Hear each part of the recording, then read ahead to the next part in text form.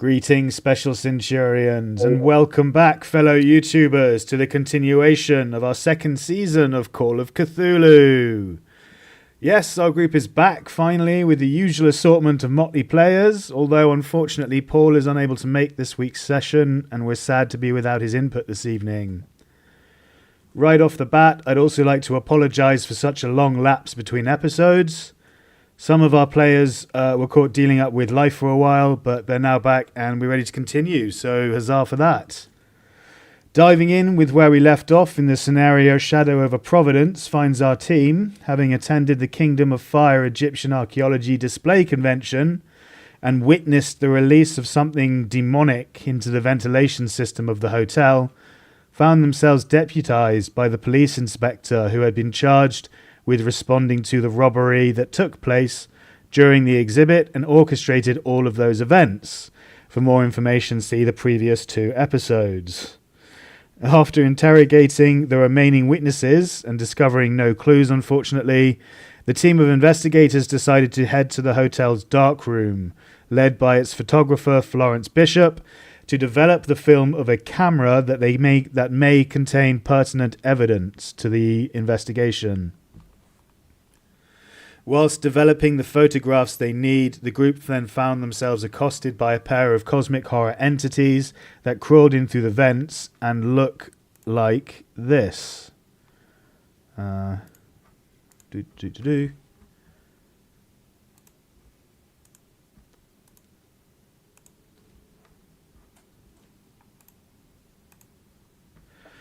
We now resume combat at the top of the round in the dark room of the hotel with TJ on the ground unconscious and the turn therefore moving straight to Iman Obeid's turn. Those of you joining us tonight can now sit back, relax and grab yourselves a bevy as we all answer the call of Cthulhu. Take it away, Kev. Okay, so I move out to here. Take a shot. And then I want to move back in again. Okay, so it's one shot with a bonus die because it's point blank range.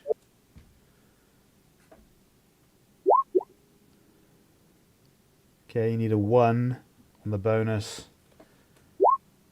Yeah. No, unfortunately. Let's check if the sound's working better than it was last time. No, that didn't even play at all. No, I did. Oh, did you? I didn't hear anything. Okay.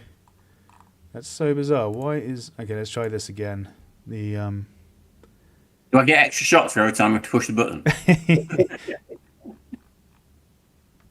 One more time. Let's just try it. Pistol shot. No, I didn't hear anything. Okay, never mind. Sound doesn't seem to be working for some reason on my end. It was working like 10 minutes ago, and now it's just stopped playing. Okay, no worries. Thank you. That's the end of your turn. Dr. Singh.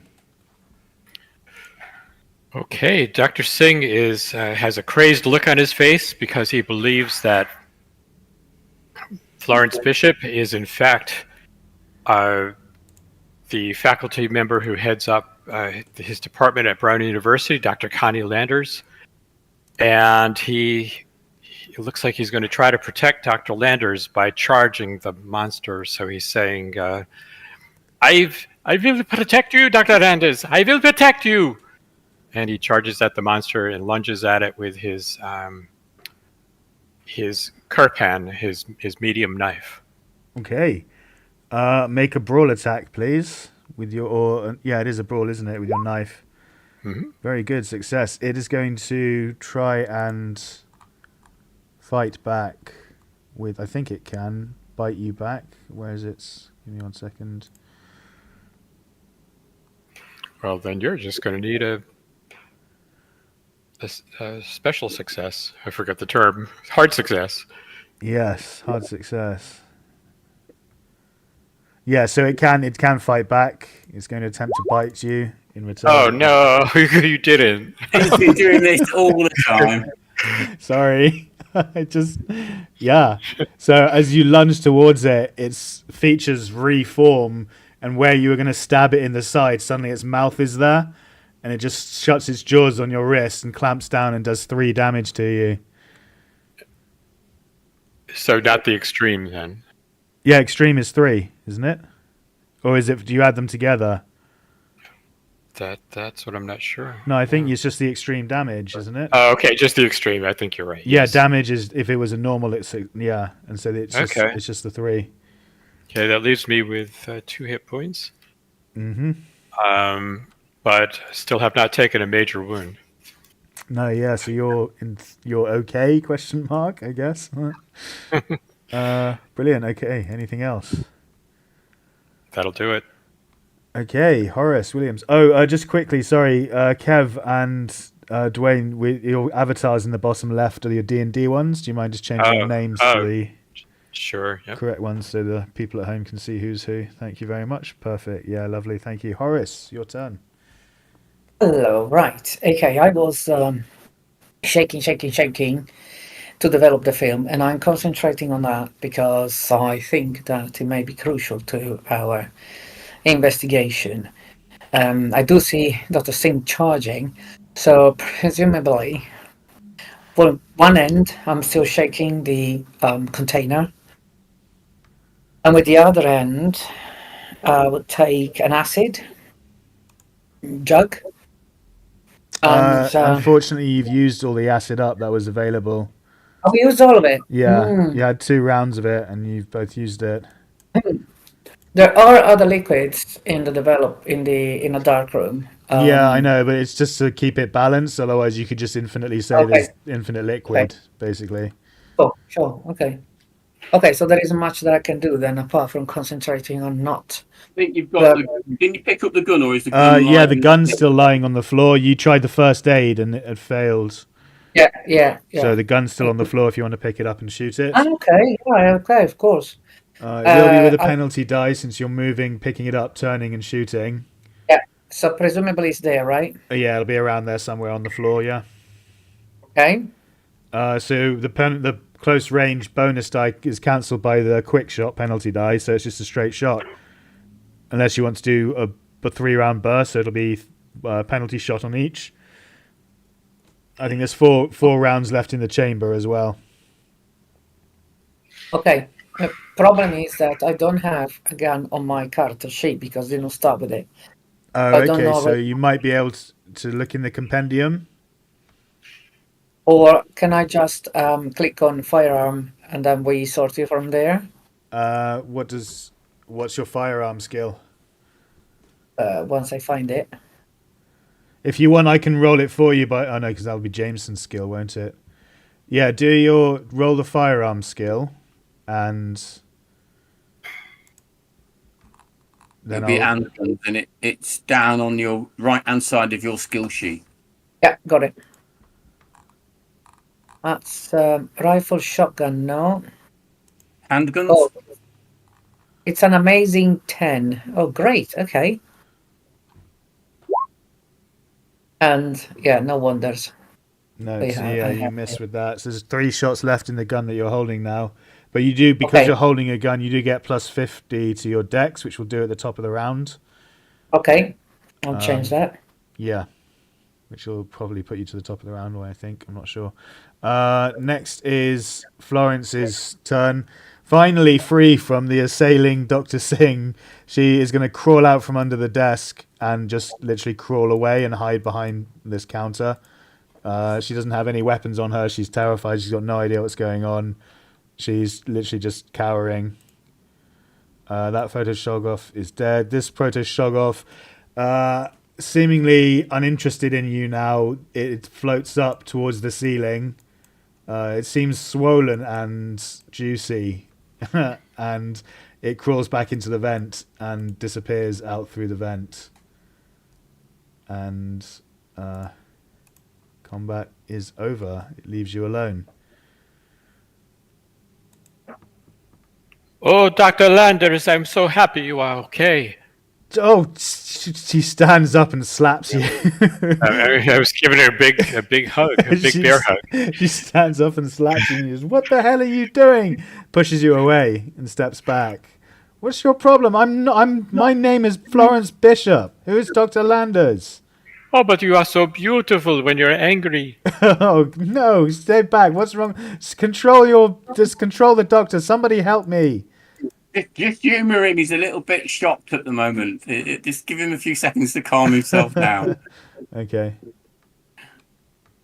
Okay, She and so now picks up a chair and just holds it between you and her, like you're a lion. then I just kind of sit against the wall and I'm sobbing, I'm going to persuade you to sort of and saying, "Oh, Dr. Landers does not love me anymore. She's going to fire me." Well, Horace is looking at this a little bit taken back with all this scene, and then when he recuperates, turns around and starts working on developing the actual film, the film. Can I try first aid on our friend on the floor? You can, yes. He's allowed one more first aid attempt. I've got too bad. Yeah. Yay! Yeah, nice. You pulled it off. So I'll change his hit points to 1. So you get the sense that he's in a bad state. He's not dying. There's still a heartbeat, but it's faint, and he's unconscious. Not doing so good. You should probably get him some medical attention quickly. Okay, well, I'll leave the room and call for an ambulance. Okay, no problem. If there's a doctor in the house.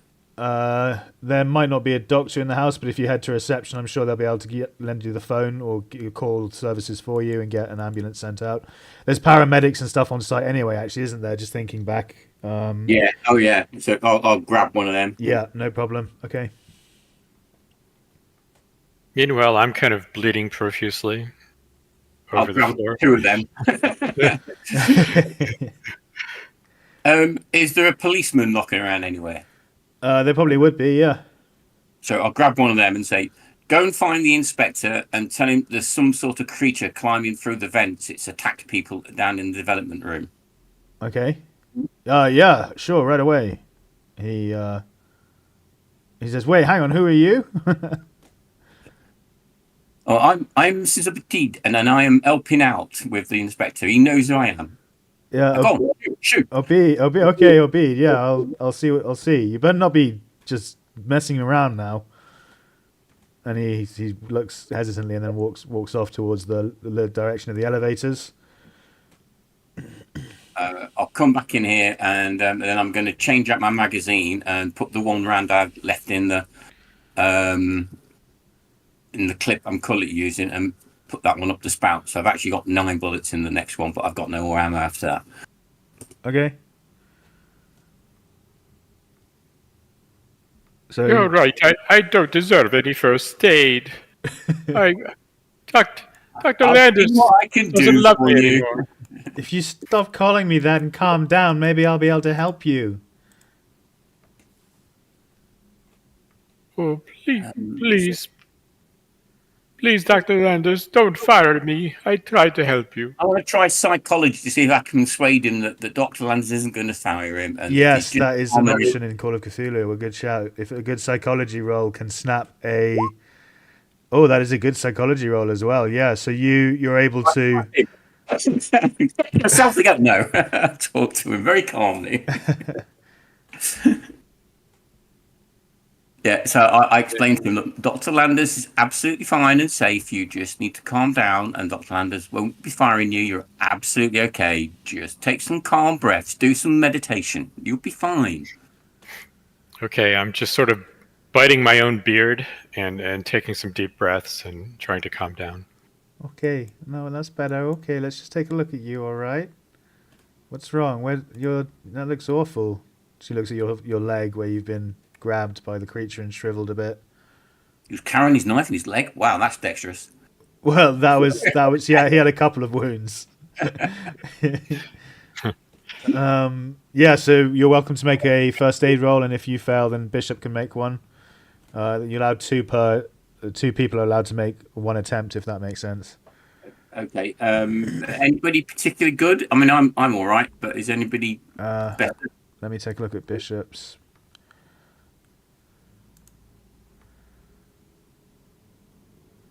I don't think she'll have a first aid, to be honest. I'll give it a go. I mean, I've already ticked the box, which is why I'm trying to munchkin it and let other people do it.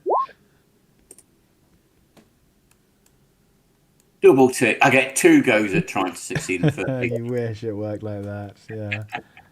Very good though. So you get 1 hit point back, Dr. Singh.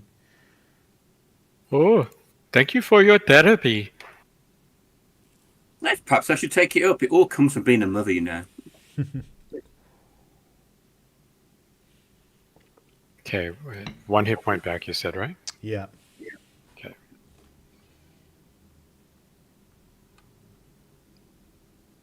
Yes, these things aren't very surprising. I've seen worse than that crawl out of my teenage son's room. Now, may I get some therapy from Dr. Landers? Oh, not this again. Oh, He stands up and walks off. Dr. Landers, I had physical therapy. Now I need emotional therapy. I already gave you some emotional therapy. Behave yourself. What's actually the result of what I did there when I got the odd success, by the way? Is he now absolutely fine and just hitting on the Dr. Landers?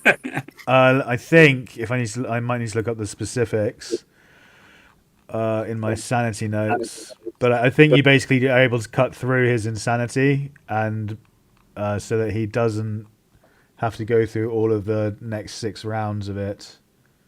Let me see. Well, the 6 rounds would be over at this point, right? Yeah, so your behaviour is just a little bit suspicious. Oh, okay, no. So successful use of the psychoanalysis skill on an insane investigator allows them to temporarily ignore a phobia or mania. That's the rule I was thinking of. Okay. Yeah, but that's different from psychology. Yeah. And successful use of a psychoanalysis skill, again, psychoanalysis, not psychology, will allow an investigator to also see through a delusion. Okay. So slightly different wording to what I had in my mind. Does that mean that someone insane they can't use psychoanalysis on themselves, can No, they? they can't. No, it has to be a different person, someone else. Oh, darn. I have 51%. Well, once you cut after, 6 rounds is Mm-hmm. only about 3 most of that minutes. already. Yeah. I mean, we don't do lots of first aid. Me trying to calm him down. Been Yeah, out to talk. I think you're well out of it at this point. You're starting to calm down again now, so you'd probably be able to do it on someone else if you wanted to, but obviously there's no one else in the room who needs it. No, I'm just looking kind of humiliated now. What was all that about then? What were those things? You still got her crawling on the floor, by the way, with your marker on her. Probably some kind of thing linked to the sad business upstairs. Perhaps you'd like to help Horace with the photography, and maybe we'll get an answer to this more quickly. Sure, yeah, okay. How's it looking, Horace? Did you manage to keep going during all that fiasco?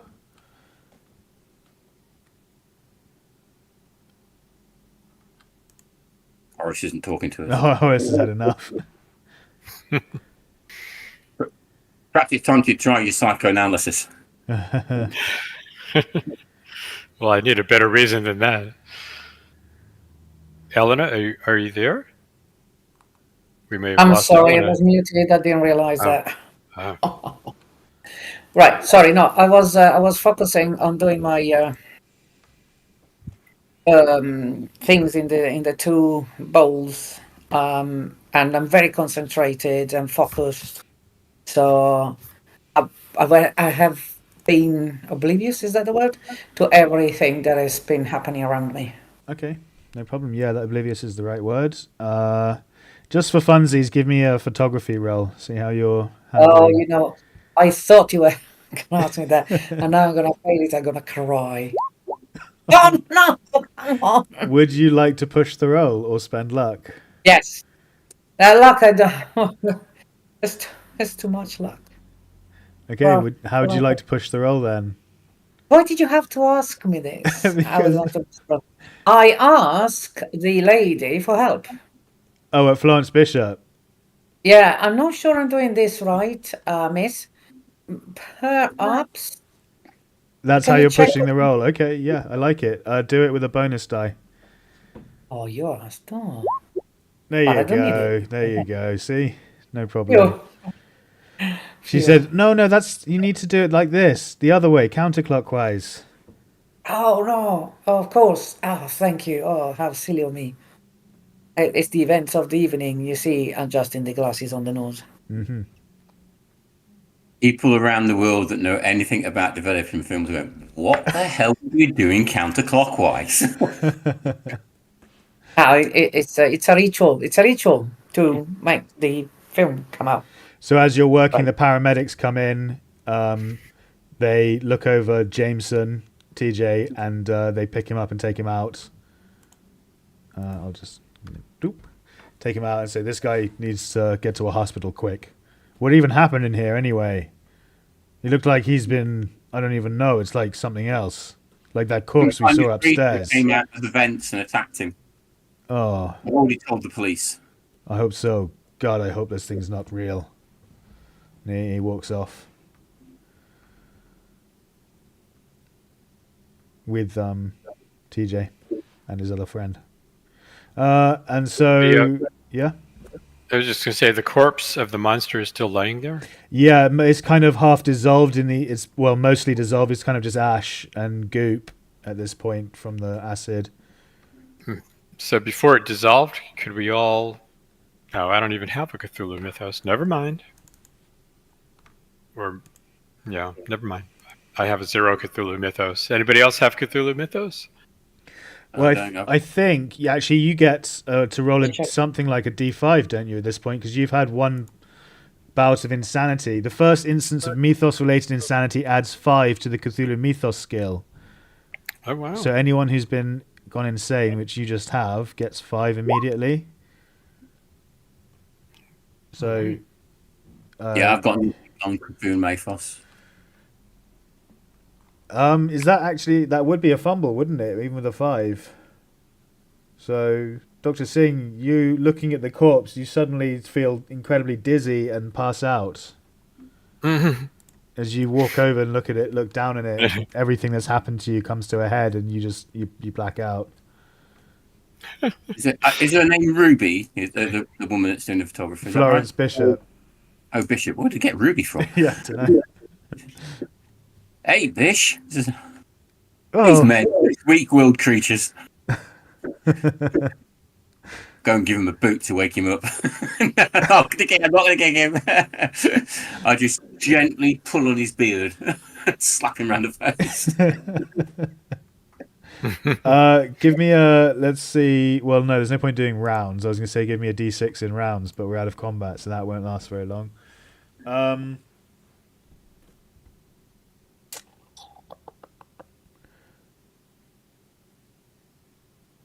I'll be back one sec.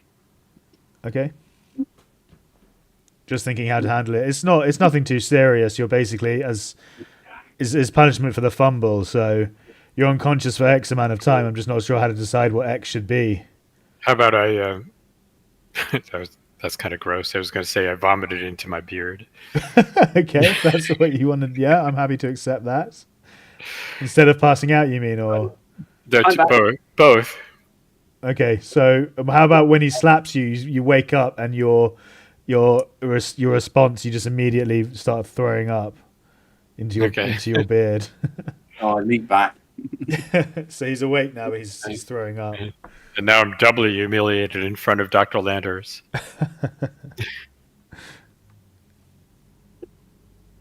So I'm just going that was a highly important call. I told Jack I've just found the whiskies buying me for my birthday cheaper. Oh, that is important. That is important. That is worth a pause. Yeah, very nice.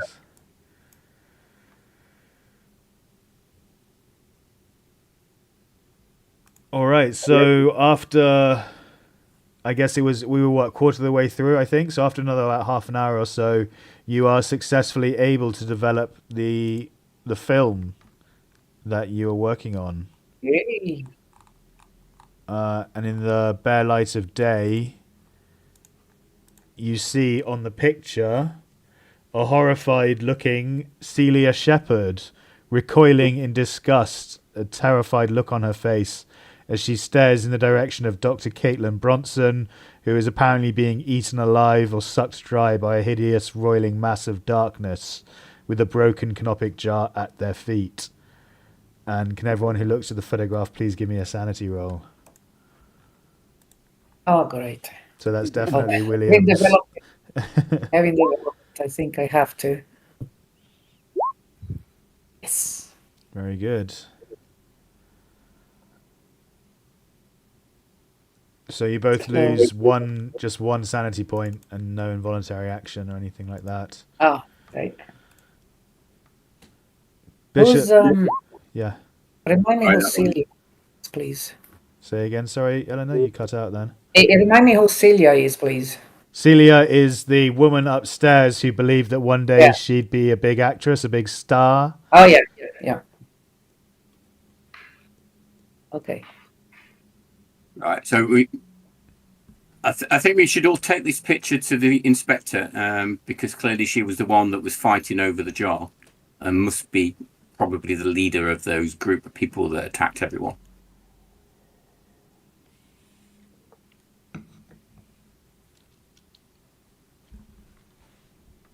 Okay, so is that what you're doing now then? You're heading up to see the inspector? I'm waiting for an answer. I don't know. Yeah, sounds Okay. sounds right, Let's Iman. take the stairs rather than the lifts, just in case anything drops out of them. Okay, I've composed myself and I'm ready to go with the others. But I don't even want to look at the picture. I'm afraid I'm going to vomit on it. Right. Shall we scoot along? Okay, give me 1 second. I'm just prepping the map. I need to put your characters over, don't I? Okay, so I'll copy these ones. I'm just going to move you together so I can group them.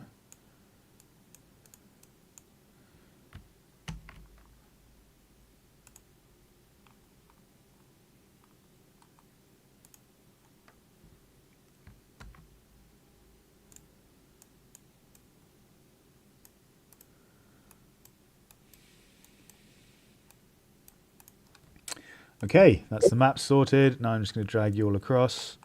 And you should now all see where you were before. You head up the stairs to the 17th floor where the inspector is with the other witnesses who were left after the robbery and the cordoned off display area, exhibit area. Now where everything in the background, it's all dark. It looks lit up in this picture, but it's because it's now midnight. You've only got the lights on in here. Where's the inspector? Just there. Can everyone see this? Yeah. Mhm. Yeah. Okay. Cool. Yeah. So Inspector Drummond steps forward and says, "Oh, well, brilliant. Well. As you can see, we've managed to clear everything up here a bit. Someone said, one of my officers said you told him something about a creature. Perhaps we should." Yeah. Something came out of the vents and severely injured the housekeeper, maintenance manager, and he's been rushed off to hospital. But also, it was happened when we was developing the picture that was taken during the fight, and I passed that over to him. You can clearly see who was involved. Right, I see. And he looks up at Celia, and she goes wide-eyed. Says, "What are you looking at?" The culprit, the murderess. He says, "Ma'am, I'm sorry. I'm afraid you're gonna have to come with me. I've got a few questions for you." And she looks guilty and says, "What do you need? Yes, what's the problem?" He says, "Ma'am, was it you who?" If you try anything, I'm going to smack the one quickly. She looks from you to him and just breaks down and starts crying. She says, "Please, you have to understand. They threatened my family. They said they were going to hurt my family if I didn't do what they wanted." Hey, who? I need to look up the name again now. Sorry, Red Jimmy Malone or whatever his name was. Let me see. Right. Crime Lord James Red Jim McLaughlin. So James McLaughlin and his gang, they were threatening me and my sister and my mother. They said if we didn't help them with this, if I wasn't an in lady, they'd do stuff, and I didn't know what else to do. I couldn't go to the law. I was too frightened. Okay. Psychology, everyone. Is she telling the truth?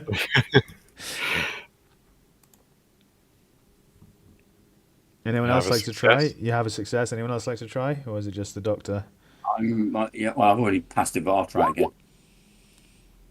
Nah, No. I don't believe her. So yeah, you think this is just crocodile tears of a young girl trying to get out of trouble. Horace, you just have no sympathy for her whatsoever. You think crime is wrong, and no matter what, well, I guess I can't say what you think is your character, but I assume you think something like that. Crime is wrong, and she shouldn't have gotten involved with this at all. But Dr. Singh, yeah, you see. Yes. Mm-hmm. And I tell the others, that statement does not ring true. Do you know that she isn't yet? In my professional opinion. Have you already said that she was lying? And did I miss that? No, so I haven't gotten there yet. So yeah, Dr. Singh, you believe that she is being genuine. It's hard to say through the tears, but you think that she is. She was genuinely afraid. She's now trembling and just being now honest. Like it seems like she's having a bit of a breakdown. Okay, I take it back. I think she is telling the truth. Your best hope, my dear, is completely reveal all information you know to the inspector, and perhaps the judge will go lightly on you over the lady's death. Oh, that wasn't me, please. You have to understand. I had no idea that would happen. It's just awful. She wouldn't let it go. I just wanted the jar, and then that thing came out. And what the hell's going on? I just want to go home.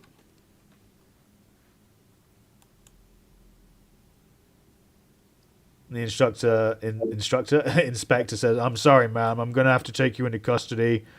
I guess there'd be a nearby copper who he signals to, who comes and handcuffs Celia Shepherd and starts leading her down the stairs. Just a moment. Oh, okay. I say to the policeman. Yeah. Just a moment. Miss Celia. Yeah. Excuse me. The gang. Do you see any of the gang here tonight? Tonight? They were here earlier. You mean the people who robbed the place? They've all gone. They've taken off. All the thugs, as soon as the canopic jar was lost, they just bolted. Sorry, Miss Celia. I did not formulate the question right. I mean, of the people during the exposition, during the viewing of the various artifacts, did you see any of the gang looking around, going around in the rooms? I don't understand what you mean as a GM.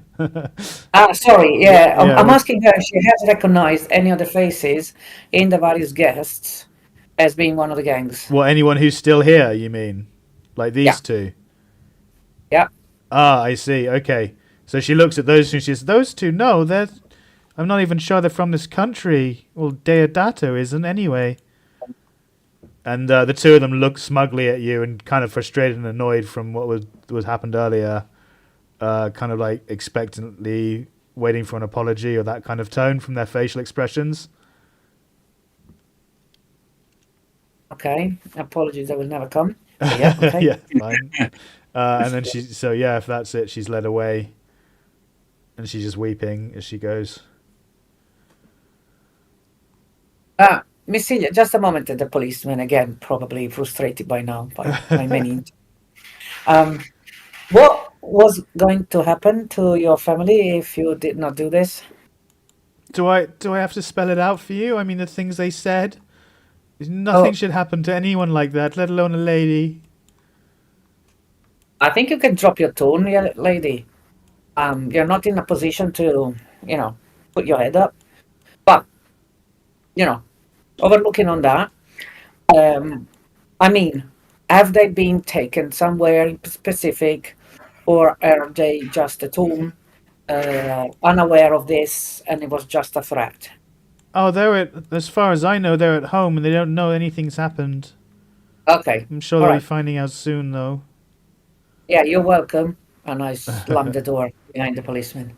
Okay.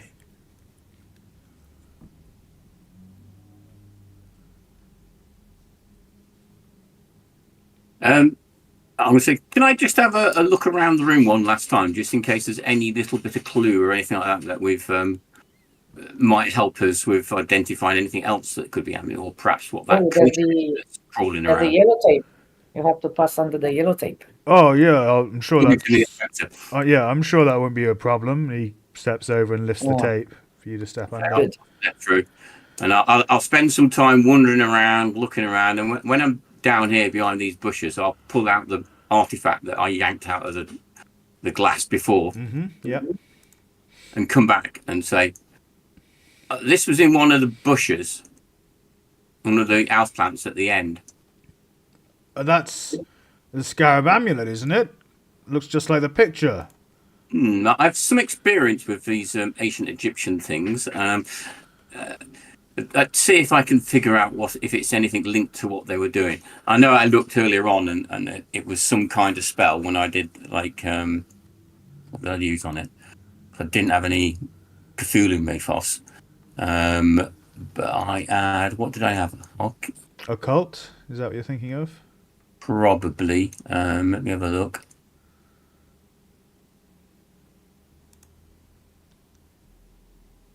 Where is it called? Oh, it's hang on.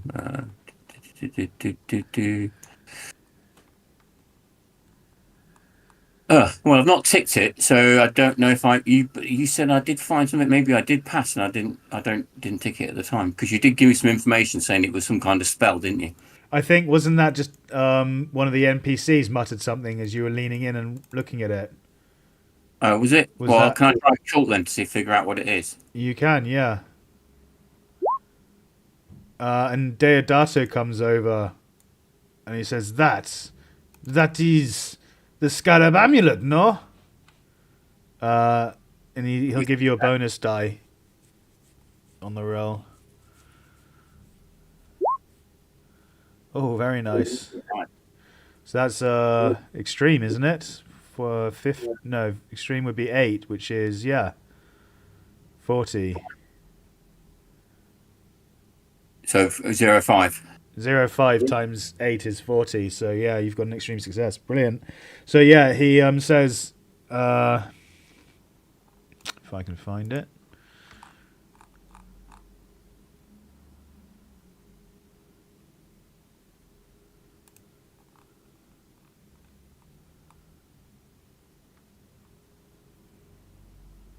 I don't get to tick it, do I? Because I used a bonus dice. That's right, isn't it? That's correct. It's only if you push the roll. Yeah. Oh, I remember where it is. Yeah. Okay. So he says, Deodato says, I've heard it said that the person who wears this amulet is imbued with a terrible power, perhaps even a curse, known as the Kiss of the Mummy. And with that, I mean, how'd you say your name again? Iman Obeid. You're able to recognize the scarab amulet as containing a very powerful spell, which you feel that you can harness it when the amulet is worn. To do what? You don't know that as of yet. You know that because of that extreme success, you know that the amulet is safe for the wearer to utilize, and that it has some kind of spell attached to it. But until someone, namely you, wears it, you wouldn't know what. Okay. I'm going to say I don't really like this. I'm going to say to these. So, look, yes. I'm from the area this type of artifact came from, and I believe it offers maybe some way of controlling that beast, or maybe getting rid of it. But I think I have to wear it to do it. But bad things might happen to me. Do you think I should risk it? If you don't mind, may I have a look? Oh, yes. Pass it over. With Cthulhu mythos this time? No. But at least it's not a fumble. Nope, very good. Oh, I cannot say. Drummond clears his throat and says, perhaps I could suggest now would be a good time to head up to Dr. Bronson's room, like I mentioned earlier, since we still haven't have all the answers and we're looking for them now to do with this amulet. There may be something there pertaining to what these exhibits have in secret. Okay, well, I'll hold on to this then until we've managed to resolve anything. Perhaps it will help when we look.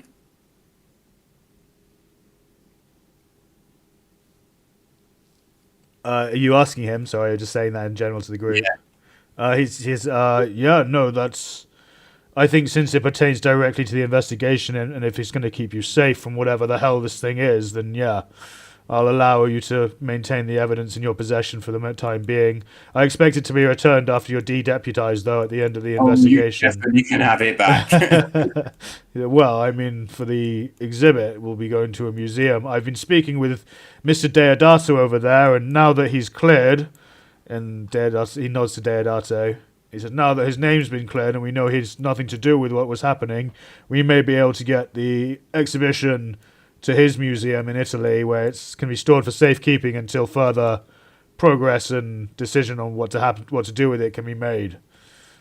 And Deodato says, yes, it would please me greatly if I could display this in my own museum back home. Yeah, well, I've got certainly no claim to it, so I'm more than happy to pass it off. Okay, so I'll put it on. I really don't want to put it on, but I'll put it on. Yeah, okay, no problem. So you put it on, you immediately explode. Yeah, that's kind of what I was waiting for. No, you're fine. You get a tingling feeling through your body, and you instinctively know that you can now cast, whilst wearing the amulet, the spell Shriveling. So I'll show this to... Let me read this first to make sure there's nothing on it that you shouldn't see, and then I'll share it with you. You can tell us. What's that suede I need for that?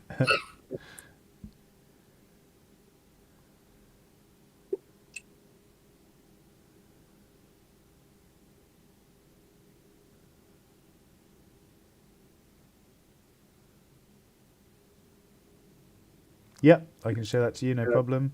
No, how do you show to everyone? Oh, I pressed cancel and it did it anyway. Can everyone see that? Nope, not No? anything. Oh, okay, good. I thought it popped up. So I just need to edit it and then share it in players' journals, Iman Obeid, save changes. Okay, that should have either popped up on your screen. If it hasn't, then if you go to your handouts... Yeah, what we're looking for. In your handouts, it'll say Shriveling, brackets Deeper Magic Variant.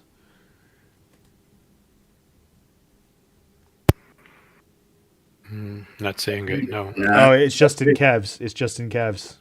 I can't see it. Really? Oh, I put it at the top, sorry, yeah. Okay, good. That means it's working. Yeah, I mean, tell it, I'm not bothered. Okay, so it costs 10 points of magic. And 5 sanity points. Oh, wonderful. It's instantaneous. A version of the spell is designed to not only shrivel the intended target, but also transfer life-sustaining fluids from the target into the caster. These fluids can heal injuries and prolong the caster's life. This version of the spell requires the caster to touch the intended target. An opposed power roll against the target is also required. Oh, this is not sounding good.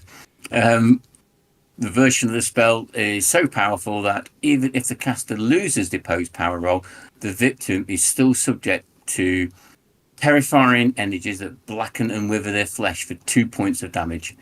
If the caster wins the opposed power roll, then the target is withered and energies that desiccate the body and inflict an excruciating 1d4 plus 2 points of damage. In addition, the caster gains 1d6 2 points of hit points not to exceed maximum hit points.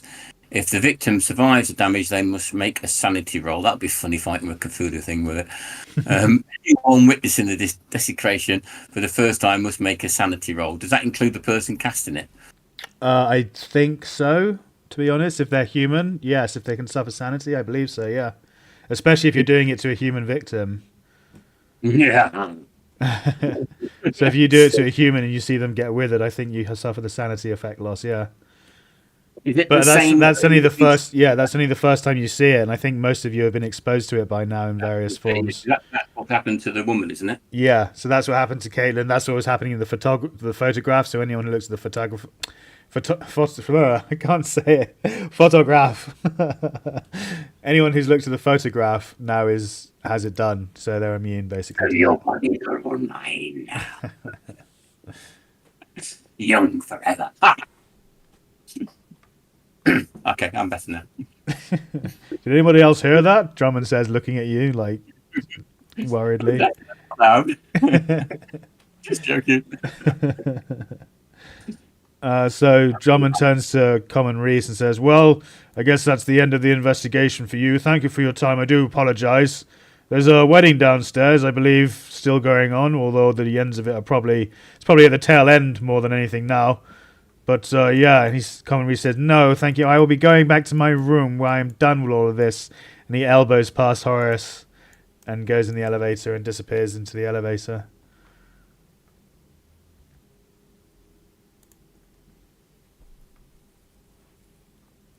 Well, I suppose we better go to this doctor's room then.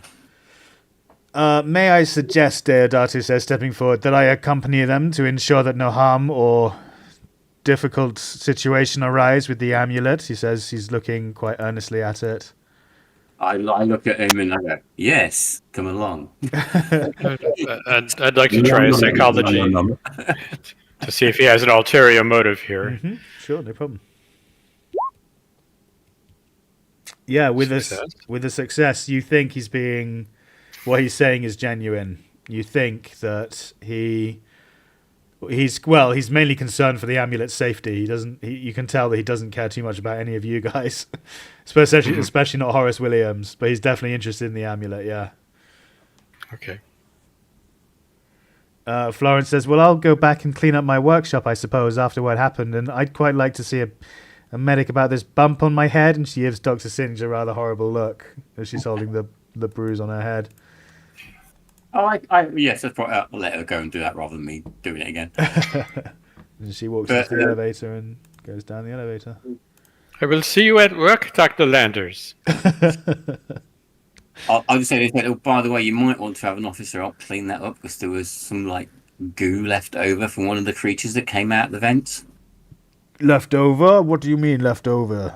It kind of fell to pieces when we killed it. You killed one of these things, did you? He said, looking impressed.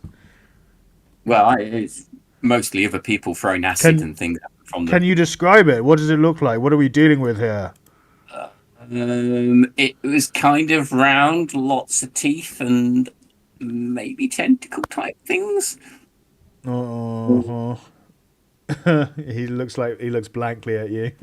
Yeah, it didn't look like anything I've seen before. Well, perhaps I'll go down and I might just join the octopus thing, maybe? Yeah, I'll join the young photographer and I'll take a look down there and investigate what's going on and help clean up as well, I think, by the sounds of things I could do with my attention. I'll be down in the dark room if you guys need anything further. Actually, perhaps we should meet here instead. This seems like a better place. Okay.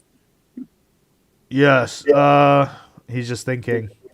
Yeah, we'll meet here in a few hours, let's say, or an hour or so. Shouldn't take too long to go up to whatever her room is. Head to reception, they'll be able to tell you which room she was staying in. I haven't actually found out yet. Didn't we get told earlier on? Well, what room she was in? Yeah. I'm not sure, to be honest. I can't remember. Did we? I think we did. I think they said which room she was in on the floor above or something. Okay. He said, well, you'll need to get a key for it anyway, so...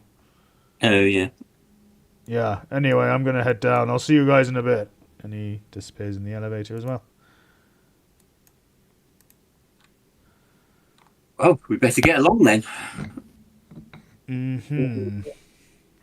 Okay, so... Let's get the key and go to the room.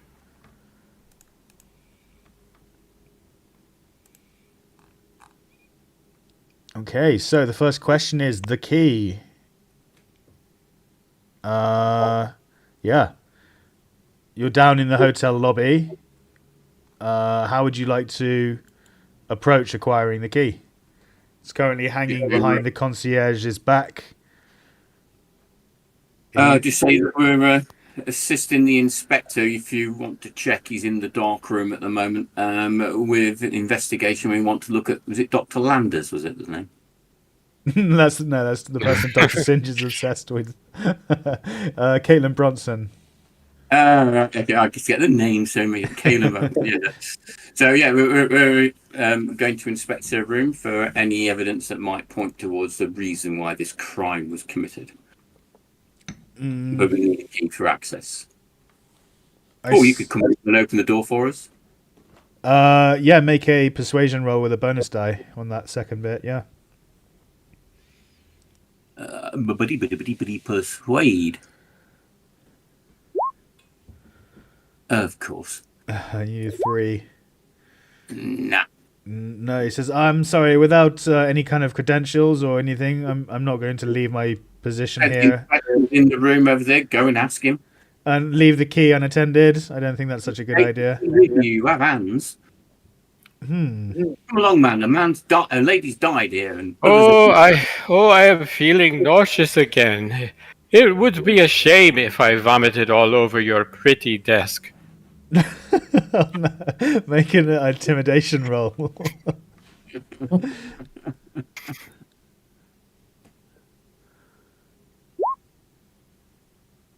You're obviously looking too well. Yeah, he thinks you're bluffing. He doesn't think you're going to vomit at all. He just gives you a look. So I don't appreciate empty threats and weirdness. Why would you vomit? And the doctor has not been well lately, and that's the truth. I'll just go knock on the door for the inspector and say, look, this man's being obstructive and stopping us from going and looking in the room. Could you just come and deal with him, please?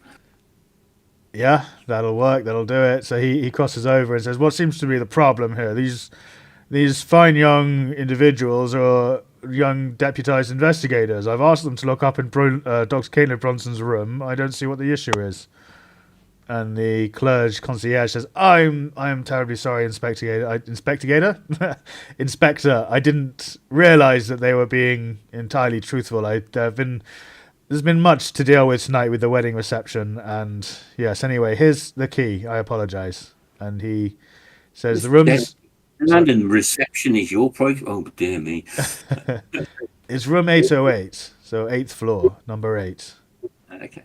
While the others are moving towards that, I just say to the inspector out loud enough for the concierge to hear. Inspector, don't be too harsh with the gentleman. He was doing his job. He was just doing his job. Thank you, sir. I appreciate that, and I do apologize. Oh, you're very welcome. Yeah. So, telling me about this wedding that everyone seems to mention. Who's getting married? And I lean on the desk waiting for the gossips to come. Okay, is that something you want to go into? Because I can look it up if you want. Otherwise, we'll have you staying down gossiping and the others. Yeah, I was gonna stay down. I was gonna join them like in 5 minutes. Okay. After I heard the gossips about this wedding that has been mentioned too many times tonight. So it surely must be important. Surely. Yeah. So yeah, hang on. I need to find. It's the gang of evil guys that have kidnapped. Well, they wanted to harm mother and sister that are getting married. So there we go. We solved it. No, it is just a wedding. It's just a random wedding between two individuals. The concierge gossips with you for a little while and tells you the ins and outs of who they think the political benefits of the beneficiaries of the wedding is and stuff like that, but it turns out it's just be a normal wedding and you don't glean too much information. Disappointing, very disappointing. Okay. All right, after this I'll just wave goodbye to the concierge and please keep doing your amazing job, and I move to join the other subsets. Okay, no worries. I will.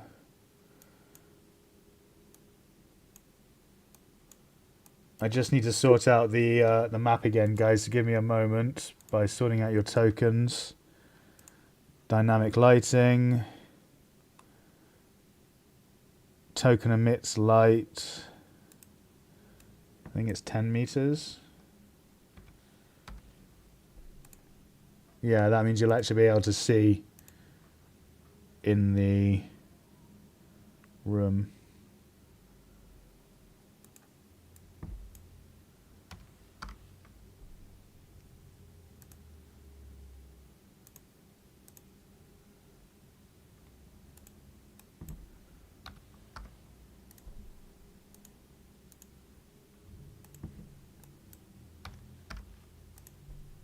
Okay, now if I move you over from there to there, can everybody see that now? Yup. Or at least partially see that? Yep. Mm-hmm. Okay, so you come from the hotel lobby down the hallway and reach room 808, which is the room directly in front of Iman Obeid. Well, I'll unlock the door then. It should be. Let me just. There we go. It's now unlocked. Why did you just go dark? Oh, because I close it. I can't see very far in here. Yeah, the room is dark. The lights are off. I'll look for a light switch by the door. Okay, you turn it on, but nothing happens. The bulb seems to have gone in the main light. Oh, goody. So let me just do. Okay, so from what you can see in the dim lit, from the light pouring in through the doorway into the dimly lit room, Dr. Bronson seemed to have kept her room quite neat and orderly and well organized. As you enter, there were 4 points of interest that seem to come to your attention immediately. There is the bed and the nightstand. You can see me pinging that. The desk. How did they come to my attention when he's well out of my view? The dresser and the closet. And the bathroom. Okay. I think I may have given you slightly less vision than it should have been more like 20 meters, which I can change in a second. To be honest, the whole dynamic light is not too much of an issue in this one. It's just because the room's supposed to be dark for some reason when you come in. So, yeah. Okay. Is there any curtains drawn? Will any light come in if I open the curtains? No, it's now about midnight. It's something like 1 a.m.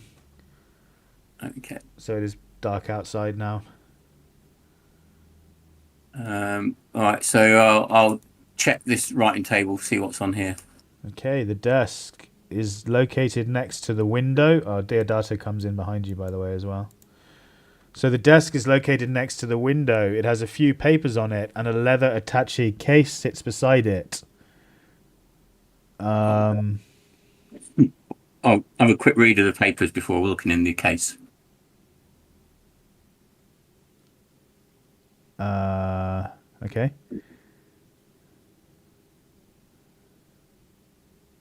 So yeah, in the few papers on it are in a manila envelope, and that you pick it up and notice immediately that it is the hieroglyphic translations of Dr. Caitlin Bronson. She translated all of the pieces in the Kingdom of Fire exhibition. Each translated sheet is paperclipped to a photo of the artifact to which it belongs. The first one I'll look at is the one that's on the scarab that I've got. Yeah, that's the note. Did everyone see that now? Mm-hmm. Right, okay. Can we take it in? Would everyone happy taking it in turn to read one of them aloud? Yeah, okay. Sure. Thanks. So, yeah, Kev, do you want to do the Shabti figurine? Well, I'll do the scarab, 'cause that's one I've got. Oh, okay, so sorry, Duane, would you like to do the Shabti figurine at the top then? Certainly. Shabti figurine, red jasper. If accurately translated, the message is both strange and cryptic. Quote, to the possessor, pass unseen and without odor or sound by the fetid beast. End quote. Lovely, thank you very much. And Kev? Himotep's scarab amulet. Try as I might, I'm unable to decipher the runes. Clearly, they are not Egyptian, and despite my exhaustive research, I'm unable to understand the root language. I suspect this could be a cipher etched by Himantep's own hand, but what it means has been lost to time. No, it hasn't. It took me 2 seconds to figure that out. Brilliant, thank you. And Eleanor, finally. Hypnotest the canopic jar tablet. According to the hieroglyphics, it says that any contact with the container sealed with honey and blessed with a prayer to Isis will contain Set's beast for all eternity. Fascinating stuff. Lovely, thank you very much, guys. So those, those are the papers on top of the attaché case. I'll look at the attaché case now.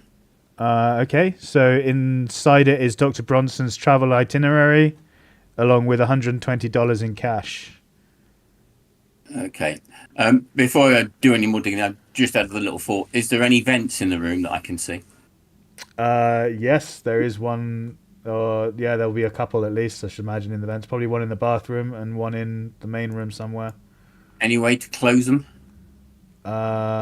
Make a luck roll. I don't know, to be honest. Yeah, make a luck roll. Oh boy, do it. Look. Nope. No. No ways to close them, unfortunately. Okay, I'll have a look at her itinerary, a travel itinerary. Okay, so it just seems a number of places are marked on it, which coincide with the date of her arriving at Rhode Island Hotel a few days or a few weeks prior, whichever one. I can't remember when you said at the start of the scenario. It was so long ago. Yeah. So it seems there doesn't seem to be anything suspicious about it. It seems to be fairly standard, and from what you can tell, it lines up with what's happened. Okay, well, I'll stick the papers we just ran into it, and I'll carry the attaché case with me. No problem, thank you. Anything else? You inspected the bed area, didn't you, Duane? Oh, yes. Well, let me make a spot hidden to look under the bed and in the pillows and so forth. Mm-hmm. Please do.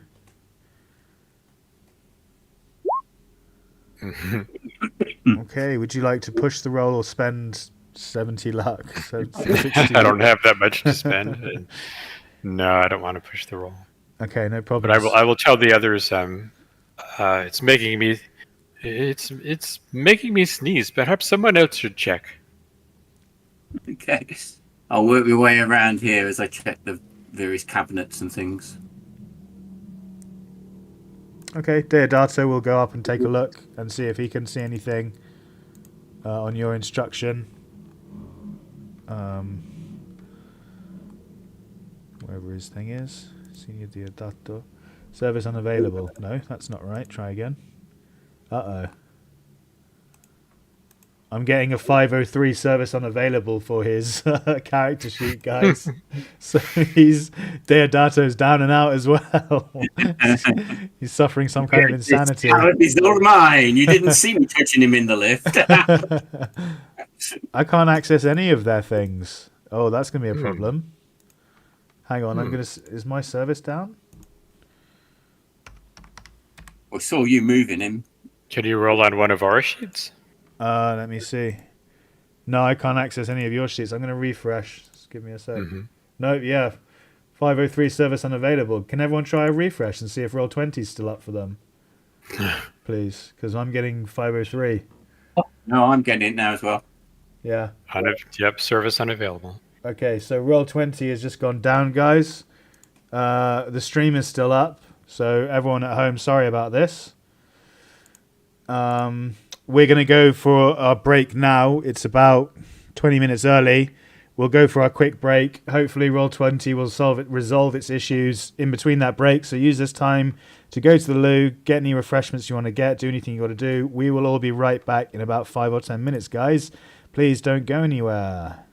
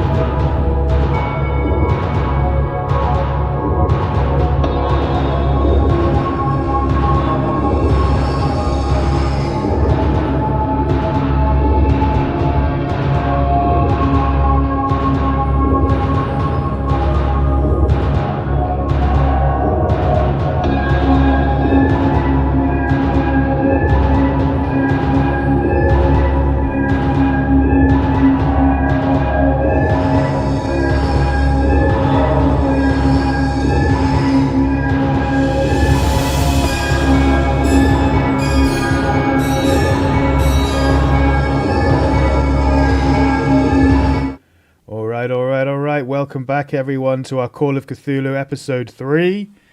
We are carrying on. Roll20 is back up and running, and we are just resuming play with Duane, Dr. Singh having just been unable to spot anything around the bed. Deodato said he would take a look and step forward, volunteered, and is going to take a look now. He obviously doesn't have individual. Yeah, so appraise maybe 40 would be a fair one to do, or intelligence 65. 65's higher. We'll go with intelligence. Ooh, with a hard success. Yeah. So, what does he find? So the bed is made. The bed is well made, I should say, and as in. What am I trying to say? It's been carefully made. No, it's the same thing. This is really frustrating because it's ambiguous. Do you get what I'm trying to say? It's been remade carefully. Anyway, whatever. The bed's good, and the small book. There is a small book with a leather cover sitting next to it, and next to a lamp on the nightstand. So there's a book there with a leather cover. The nightstand's drawer is closed and contains a flask of sherry when Dr. Deodato opens it. He succeeded, didn't he, on his intelligence, which was a spot hidden. So under the head of the bed, as he goes to look there, he finds a small silver tie-it necklace. Well, he finds a small necklace by the bed. And he lifts it up and says, look at this.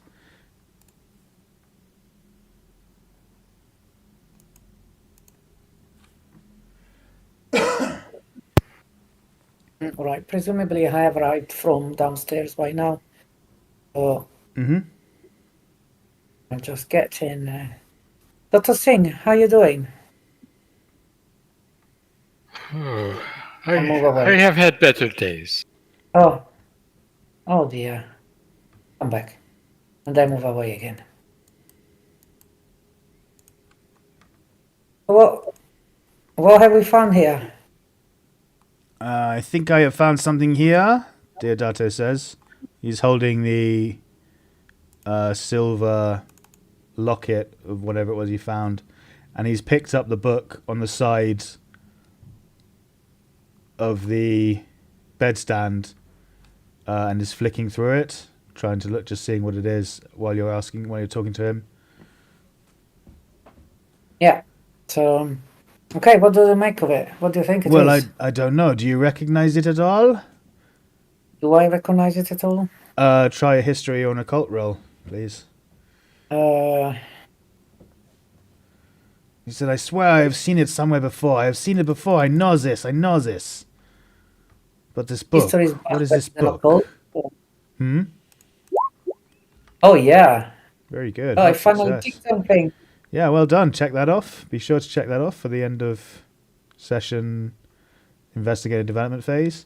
So you recognize it to be a tie-it, a silver tie-it necklace. Sorry, I gave that away a little bit earlier, but it's hard to know exactly where to stop and cut and paste and stuff. But yeah, so you know it's a silver tie-it necklace. It's also known as the Knot of Isis. It's a symbolic representation of the Egyptian goddess it's named after. It looks similar to an ankh, except that the symbol's arms curve downwards instead of being straight. Didn't one of those pieces of paper we were just reading say something about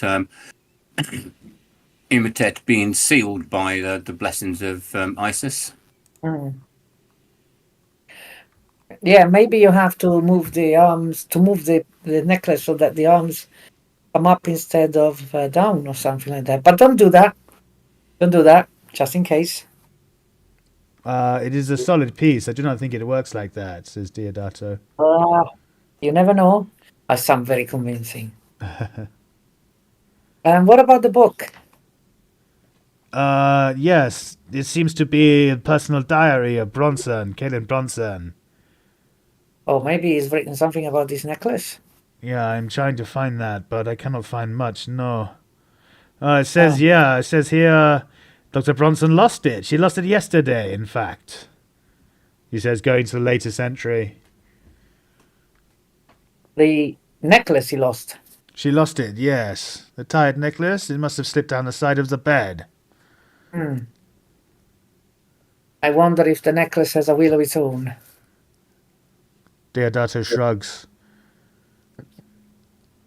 It seems she is quite ambitious. She was dedicated to her career. Such a tragic loss. Prided herself on being recognized as the leading expert of the hypnotic jar. Alas, not anymore. And he closes the book with a snap and shakes his head. I let Deodato be the one that touched those things. I'm not touching them. Is there anything in the diary that might give more information on whatever it is that came out of the jar? I will try reading through it more thoroughly. Give me a moment. He sits on the bed and starts reading the diary. Whilst he's doing that, I'll carry on searching the room where I am at the moment and work my way around. Okay.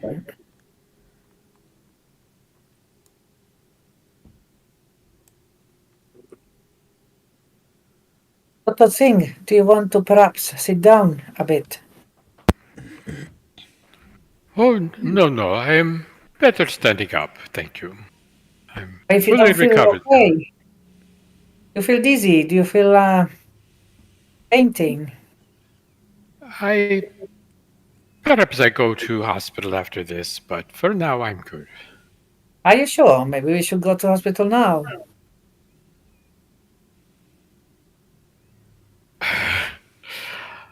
How many times do I have to say I'm sure? Yes.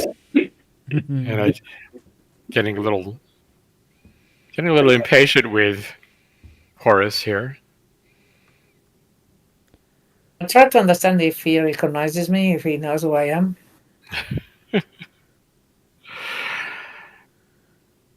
I know exactly who you are, Mr. Williams. I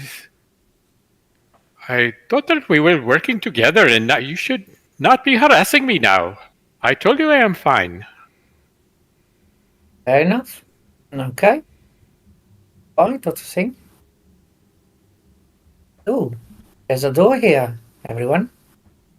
Open the door. Leads to the bathroom, you believe, yeah.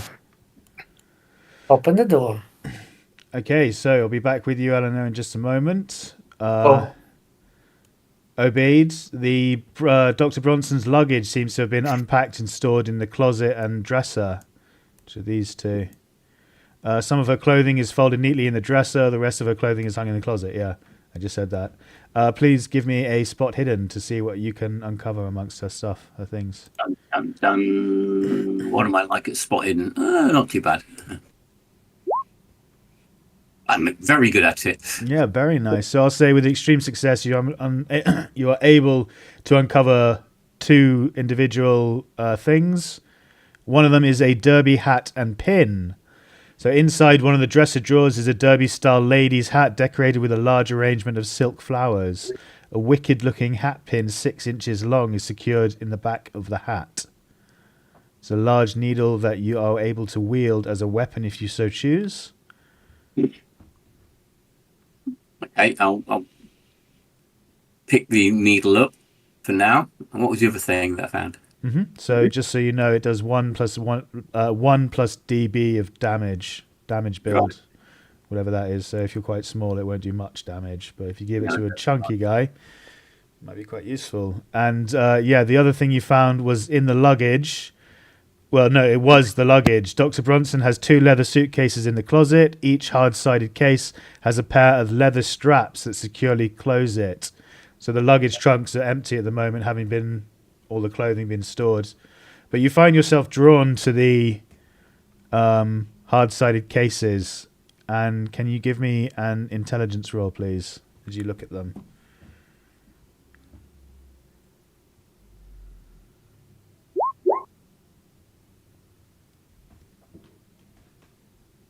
Okay, I think you can spend luck. Would you like to spend luck on the intelligence? Yeah, I'll spend 4. 4 points, yeah.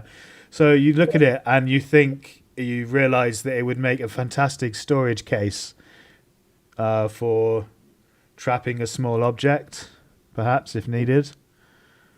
Or creature. Or creature, maybe a dog or a cat, raccoon-sized animal.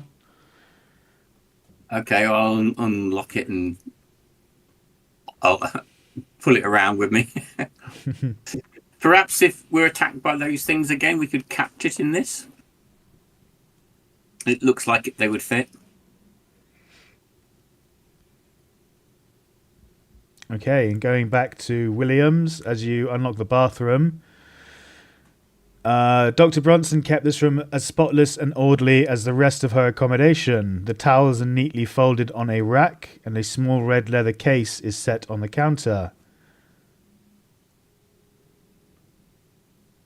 That's all you see. It's just a clear, clean bathroom. No particular things in anywhere. A travel bag or anything. Well, that small red leather case is a travel bag, but from what you can see on the counter. Okay, sorry, yeah, okay. So anything special inside apart from the usual ladies' things? You're welcome to give me a spot hidden to take a look around. Within the case is a formidable straight razor you find, in addition to a few other personal items, like you said, ladies' things. Excellent. With that spot hidden, you're able to find rubbing alcohol as well in one of the nearby medical cabinets. So a 1 pint bottle of rubbing alcohol is in the cabinet under the sink, granting investigators a bonus die on their first aid roll, and it's got 3 uses. Nice. So you get... Grab. Yeah. So don't forget to add that to your character sheets. That's 1 bonus die on 3 first aid rolls. Right. Okay, and as you're all investigating and looking around the room, I'm going to need from each of you a, I think, listen roll is what we're after here.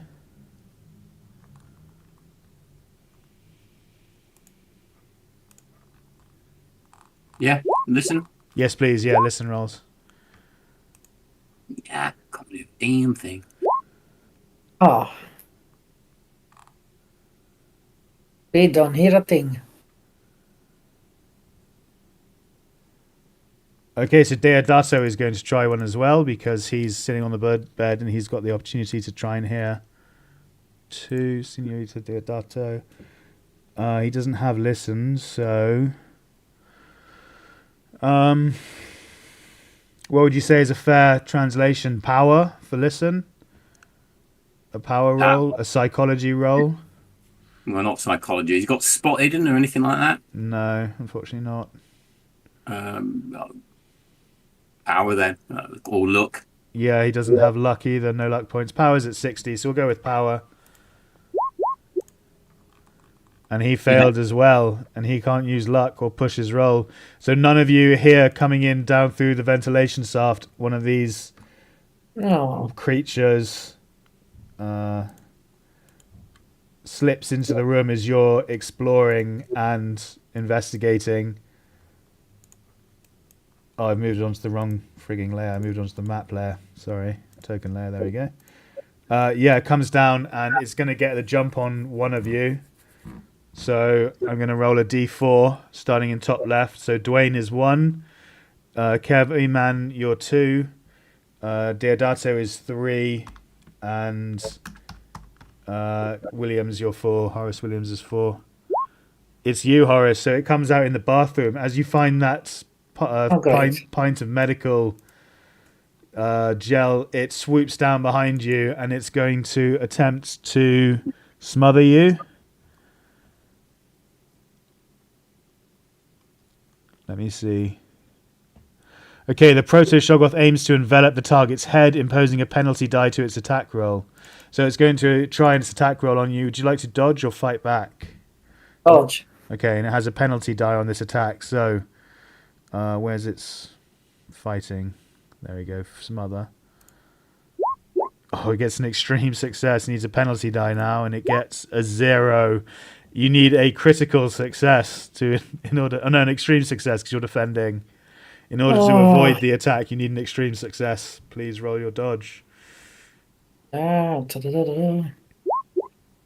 Yeah. You fail. Obviously, this thing just gets the drop on you completely. You stand up, flushed with victory, finding the medical gel underneath the counter, and turn round, and this thing just latches onto your face. And I found this, guys. That is very helpful. Oh, bye. okay. Oh, Dr. Williams, I'm sorry I was cross with you. We will help you. So give me 1 second, guys. We're just going into initiative now. If I get the turn order up. Oh, that can go now. How do we clear it? That's all. Remove all turns. Clear. I don't think that having his stuff around his brain will have much of use of brain now. Okay, can everyone please dexterity to turn tracker for me, please?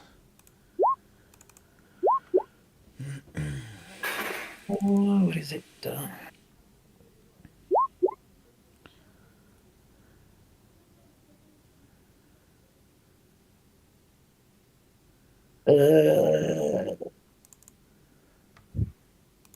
On the combat page. Say again, sorry? Just saying the dexterity is on the combat page to do it. Yeah, done it. Yeah, everyone's done it. So I'm just moving some stuff around on the stream, making sure everyone can see what's going on properly. Great. Okay, so Dr. Singe, please start us off with seeing or hearing or understanding that Williams has just been something's happened to him in the bathroom. All right, I have a movement rate of 6, so that would be 6 yards and still be able to do something. I think it was 6 meters, wasn't it? And we've 6 meters, so that's even better. Yeah, and I think oh no, we haven't. That can't be right. Why are the squares so small in this? That can't be right. It's 16 meters to the door. You've got to do a cross-country marathon to get to the toilet every time. It's a big hotel. I've been there. No, it's not that big. So we'll say the room is what? Probably 10 meters at most, 6 meters at most. So you can clear the room, no problem. Okay. And I'm just going to try to rip this thing off to stop smothering Mr. Williams. Mm-hmm. Okay, no problem. Give me a strength roll, please. Oh, strength as opposed to a brawl? Yeah, it's an opposed strength roll to get it off. Ah, I see. Oh, pretty strong, 70. So, yeah, let's see if we can do this. Okay. Please. Oh no, unfortunately it succeeded over you with a hard success and you're unable to get it free. It's just latched on too tightly to Horace Williams, and not only that, its teeth are kind of latched in. You're afraid if you pull too hard it'll just like tear his throat out. So unfortunately you're unable to free him. Mr. Williams, we will help you. Don't pass out. That's it. It's for my turn. Okay, no problem. Thank you. Horace, I'm going to need from you, please, a con roll. Yeah. Can I see? Yes, coming. Can I see a picture of this? Oh, great thing in big, please, again. Yeah, of course. No, that's need the art. There it is. But I probably faint anyway. Okay, there is no eyes. There are no eyes, right? It does have eyes, but it's kind of like a roiling mass of mutating, constantly changing flesh. So where the eye is 1 minute, it will like revolve and rotate and move, and then suddenly be a tentacle, and then suddenly be a mouth, and then be an ear, that kind of thing, and then it's like roiling and moving around. Now it's lodged onto you, though, it will be more kind of constant. It won't be able to roil around as much. Okay. But yeah, unfortunately, you failed the con roll, which means you are being asphyxiated. It is choking you, and you suffer 1 point of damage for this round. Oh, quick, Iman! Mr. Williams is turning blue. You're in mouth to mouth. I cannot see his mouth. Exactly. Don't give the monster an idea. So you do still get a turn. It hasn't deprived you of the turn. You're not unconscious or anything yet. You're just being asphyxiated. So that's why you lose the 1 hit point each turn. You fail the con roll on. But you're also given a chance to try and tear it off if you like, with again an opposed strength roll. Would that be my action for this turn? That would be your action, yeah. You're welcome to try something else, but I think pretty much anything else you attempt at this point will have a penalty die on it. Depending. I was thinking to sacrifice the alcohol bottle and put it in his mouth, because that should cause some damage. Yeah, oh, this guy's supposed to be at full health, by the way. I'm not sure why it's saying half health. It's not the one that we shot before. No, it's a completely different one. Sorry, I don't know why that one was down so low. Oh, I know why. It's because it was changing all of them last time. I remember we ran into it, and then Duane and I fixed it, and I didn't change the token. So I need to do it on this one. That one needs to go to none. Okay, that should be fixed now. Realistically, with my head sucked in his mouth, I think that I would just try to push away. Push it off you mean? Yeah. Yeah, okay, that's fine. That's the opposed strength roll again. Okay. Very good. It needs a extreme success or higher. It doesn't. It only gets a regular success. So you are able to push it off you. So as you push its jaws open and push it off you, it manages, or it doesn't manage. As its grip is so tight, as it comes off you, it scrapes across your face, and you suffer 1d3 damage as it gets loosened and comes out. Can you roll a d3 for me, please? / or space 1d3. 1d3. Yeah. 2. So you take 2 points of damage as his teeth grate across your face. Okay. Oh, yuck. Very good. And that is your turn, unless you'd like to move anywhere as well. Oh, yeah. I'm running away from here. Okay. So you can move 6. Well, you can move basically to the other side of the room if you want. Yeah, that's pretty much what we said. Yeah. Would that be okay? Yeah. Yeah, up to here is fine. Anywhere up past the Iman is about 6 meters, probably. In this room. Okay. Like that? Yeah, as long as your movement's 5 or 6, that should be fine. The squares are off in this, so they're microscopic in this for some reason. Okay. Well, Mr. Williams, don't worry, it's just a little scratch. And I'm trying to hide my look of revulsion at what happened to his face. Okay, Kev. Okay, carry my bit of luggage. Yep. Come in here. I'm going to try and scoop it up in the luggage. Okay, so that will be a maneuver attempt, I guess. So a brawl attempt. Okay. Shoot. Unarmed, yeah? No, just brawl. Yeah, that's brawl, isn't it? Oh, okay, yeah, unarmed, if that's what it says it is, yeah. Yeah. Yeah, so it's fighting back like it usually does. It's gonna try and bite you as you come in. It gets a hard success and bites you for 2 points of damage as you try and encase it with that luggage. It's the ones on the left you bring down, isn't it? Yeah.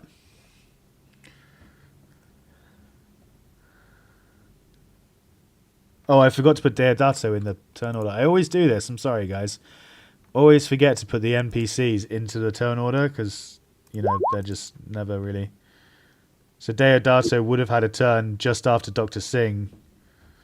He'll take his turn after you, Obeid, if that's all right, before the Proto-Shoggoth. I think that's fair. He can't do a huge amount anyway. He's just going to try and help in the best way he can, hitting it with a book, basically. Okay, is that your turn then? I think it is. Okay, so Deodato... Oh, I need to do... Hang on. There. Yeah, much better. Okay. Deodato's taking his turn now. So he's going to come in. He's going to see the photo Shoggoth and he's going to say, Lady, use the necklace. Use that thing, the curse. And he's going to smack it with the book. Try and bat it away into a corner with a book. Brawl. Oh, he gets a hard success. Yeah. Funny. Let's see this thing try and I guess it would try, fight back is the usual response. Did you get penalties or anything for multiple fightbacks? Oh yeah, it's supposed to get the bonus die, aren't you? You're absolutely right. So should I got one last time, or did it get a penalty die for? Well, the thing is, no one's attacked it up until you. You were the first person to attack it. Dr. Singh tried to pull it off, and then Horace succeeded in pulling it off. So you attacked it. Well, no, because you did a maneuver as well, didn't you? Yeah. So it depends if it counts the maneuver as an attack on it. Well, you did the fight back, didn't you, on it like before, or not? So if it's fighting back, then it's a. Yeah, it basically always fights back if it can, instead of dodging. Does that not mean it's a an attack? I'm inclined to agree and think that it is an attack. What would you say, Duane? I think If someone it would be limited to the number of fightbacks based on its number of natural attacks. So if it only has one per round, then it's limited to one normal fight back per round. Yeah, and then after that, it can do a fight back, but then they get a bonus die on each attack, even if it's a maneuver. That's what we're trying to decipher. Is that right? I think that is correct. Great. Okay, so in that case, you were the first one to attack it, so that's his first fight back. Horace, you would have got a bonus die, but you succeeded anyway, didn't you? You didn't have to spend luck or anything. Yeah, you did. So that's fine. So that means you do, Iman, in fact, get a bonus die on your last attempt, your brawl. So please roll it again. Where was it? It's just slightly above Iman Obeid brawl, 60 out of 25. Just click on the bonus penalty. The same number, unfortunately. At least to read that. But yeah, that means Deodato also gets a chance to get a crit. Yeah, the outnumbered rule. Yeah.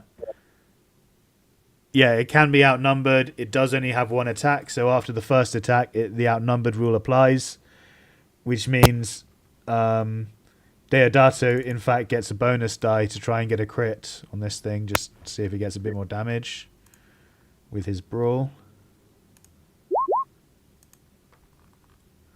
No, still just a regular success.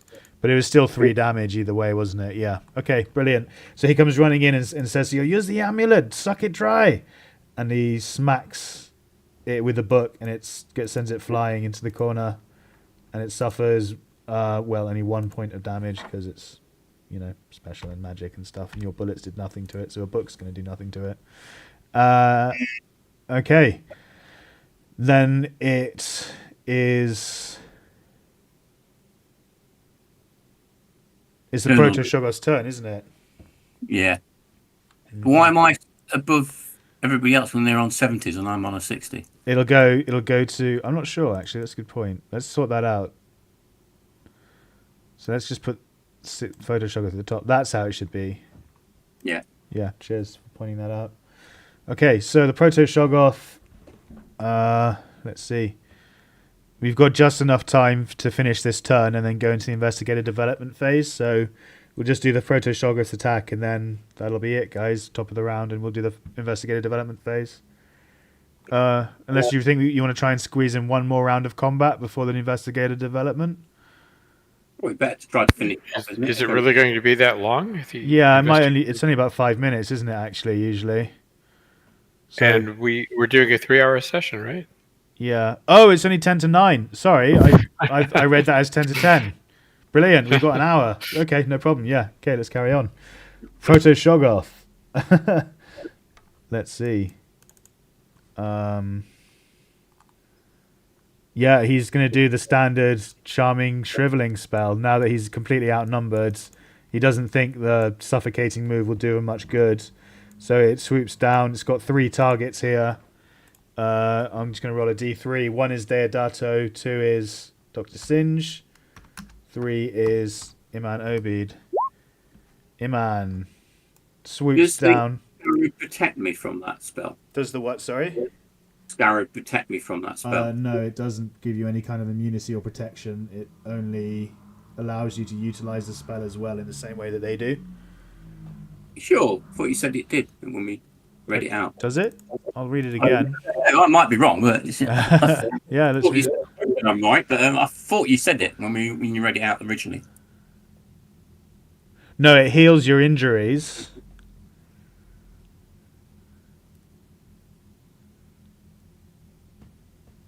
Yeah, it doesn't say anything about immunity or protection. You might be thinking about one of the other items in that thing that was just read. Scarab originally, I thought you said you were protected from the spell or something, but obviously I got something wrong. Yeah, I don't remember that. Sorry, if I did, I misspoke. It shouldn't do. Don't worry. Yeah. So it swoops down and reaches out along tentacles, try and wrap around you, and it's going to cast the shriveling spell. Please make a power roll, opposed power roll. Yeah, you need a better than a success. Or a success at least to make it re-roll. Oh, very nice. Extreme success. So you managed to... Maybe Can it's... I counterspell it with mine? There's no such thing as counterspell. It's not D&D. Come on. You're not a sorcerer in this. It tries to get me and I get it back with a fight back using the same weapon. That would be nice, but the rules unfortunately don't work like that. You need that. time to muddle stuff and do the enchantment. It's instantaneous. I remember that on the spell. Yeah, that's true. Unfortunately not. If you got a critical, I probably would have allowed it, yeah, but an extreme success unfortunately isn't good enough to warrant anything other than succeeding, which is still pretty damn good against one of these things. So congratulations, you managed to quell the assault. You do lose 2 hit points as its spell shrivels you a little bit, but then you're able to shrug it off. Dr. Singe, it's your turn again. Right. Wow. Whew. I don't know whether to engage with this or not. But I am a little bit crazy still. And I'm just wondering if I could drown it in that bath. Is there bath water in the bathtub? Make a luck roll. I'm not even sure there is a bathtub there, but make a luck roll. Let's see what it says. Hard success. Yes, it's a very full bath. Very cold though. It's not hot. The water, I mean.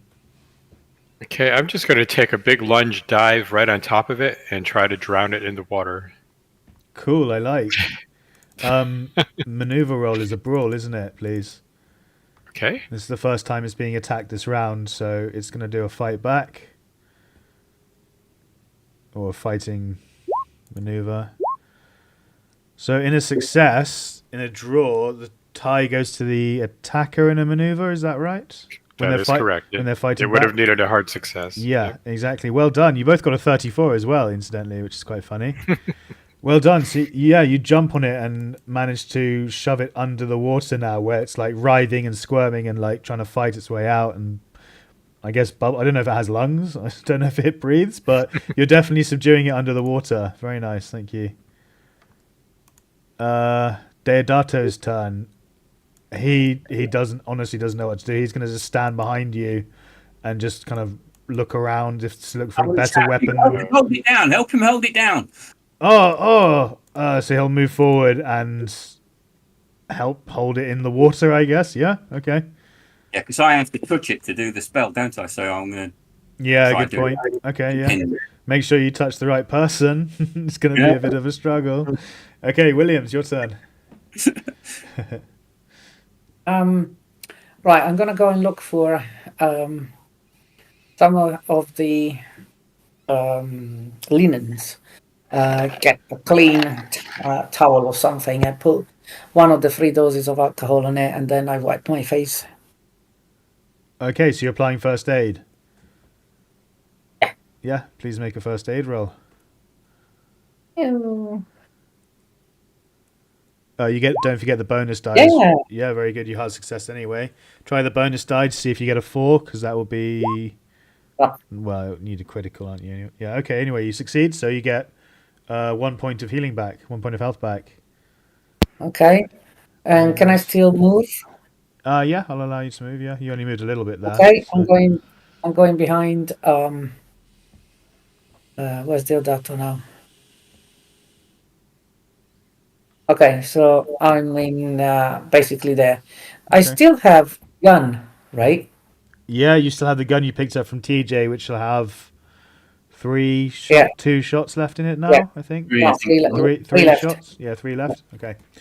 The next turn, if it's this thing is still alive, I just stand next to it and shoot it.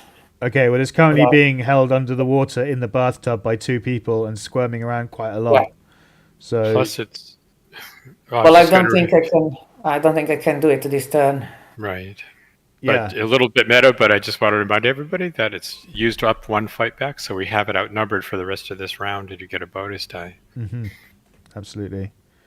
But Horace, you did use your action to heal, so that is, well, Yeah. I say action loosely, but yeah. Okay, Iman, your turn.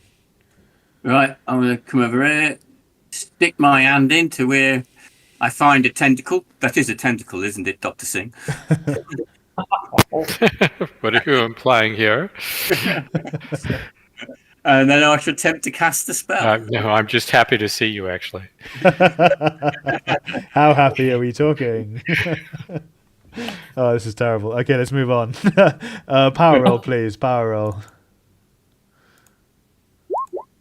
Very good. Success. It needs a hard success or higher to beat you out.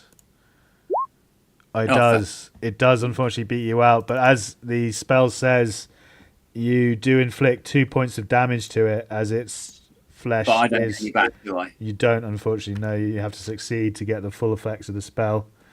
So you can't quite... Maybe it's the first time you cast it, or you can't quite reach out properly with your Do I mind. get a bonus attack? I don't, do I? Because it's No, because pinned. it's a spell. It's not an attack. So Is he losing sanity? Is she losing sanity with these spell casts? yes. I thought it was a cost of 5. You've seen it used, and I've already seen it used. Well, no, but it does cost, like Duane says, that there's a cost of sanity in it involved, isn't there, as well? 5 sanity points and 10 magic points, so make sure you're knocking those off. Right, okay. Oh, where's magic points? I've never done a spell before. Right, so I've got... Probably don't have that many. Yeah, you probably only got enough for 1, maybe. Mm. I didn't think Where's about magic? I honestly didn't think about that. Magic points. Was it 10? Yeah. Oh, I've only got 4 left now. You can cast spells beyond the limit, but it costs HP beyond for every point. To be honest, I didn't. I might take that down and take it down to from 10. I didn't adjust that, and that's something that slipped through the cracks. To be honest, it's 10. The reason why it's so high is because, well, I'm not going to explain it too much for you because it'll go into the meta too much, but it shouldn't be so expensive when you're using the necklace, basically. So I'm going to drop it down to, say, 2 magic points cost. Oh, right. Okay. That changes a lot. Yeah, because the whole principle behind it is you're supposed to use the necklace to fight the enemy, but if it costs 10 magic points every time, then you can't with these characters.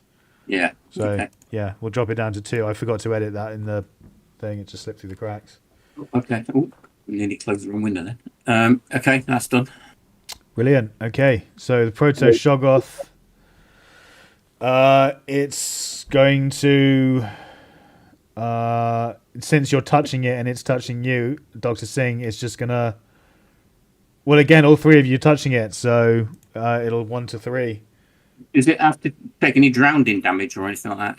No, it doesn't breathe, so it's not... Yeah, maybe on there. It's just...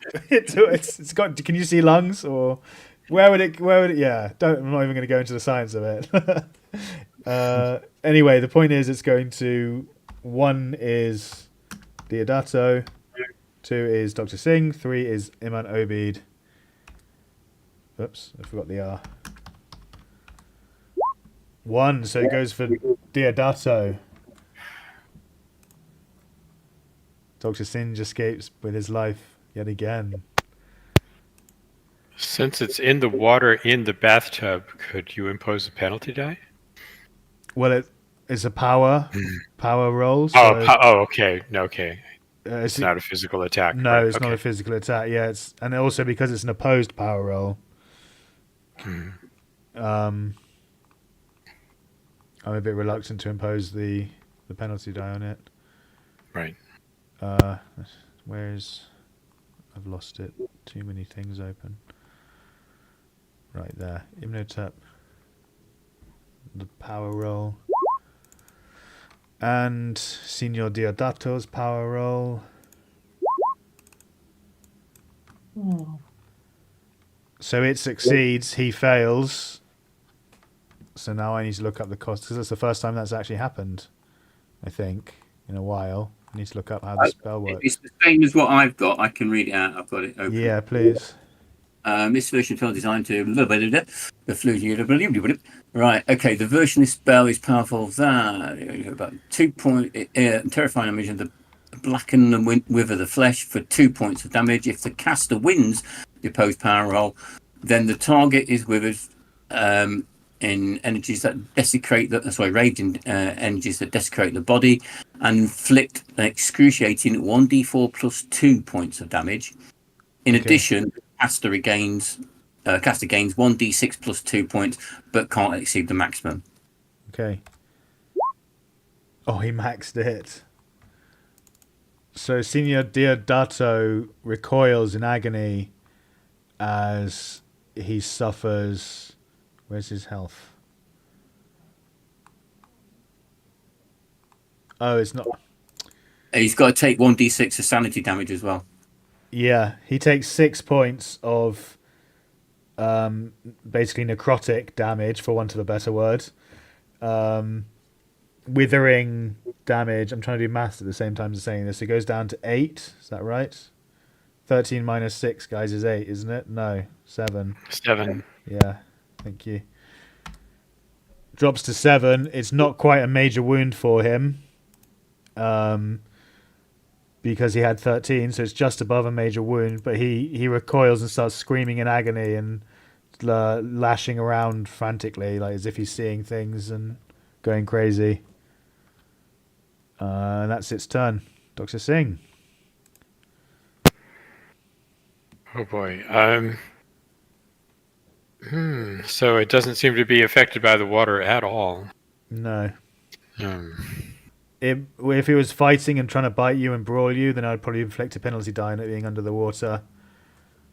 But since it's just casting touch-based spells, unfortunately, I don't think it would have any problem with the water. Okay. You're welcome to make an intelligence roll for me in the moment. Oh, okay. Hard success. So you recall in the last fight how after the Proto-Shoggoth had somehow succeeded in shriveling someone, it seemed to lose interest in everyone and float away then. That instance comes back into your mind in this particular moment. But we want to destroy these. We don't just want them to keep coming back at us. I'm just saying that's what you suddenly remember. Okay. I'm going at it with my Karpin, my medium knife. Okay. I will give you a bonus die on that because it's... oh no, it hasn't had a fight back yet, has it? It's the new round.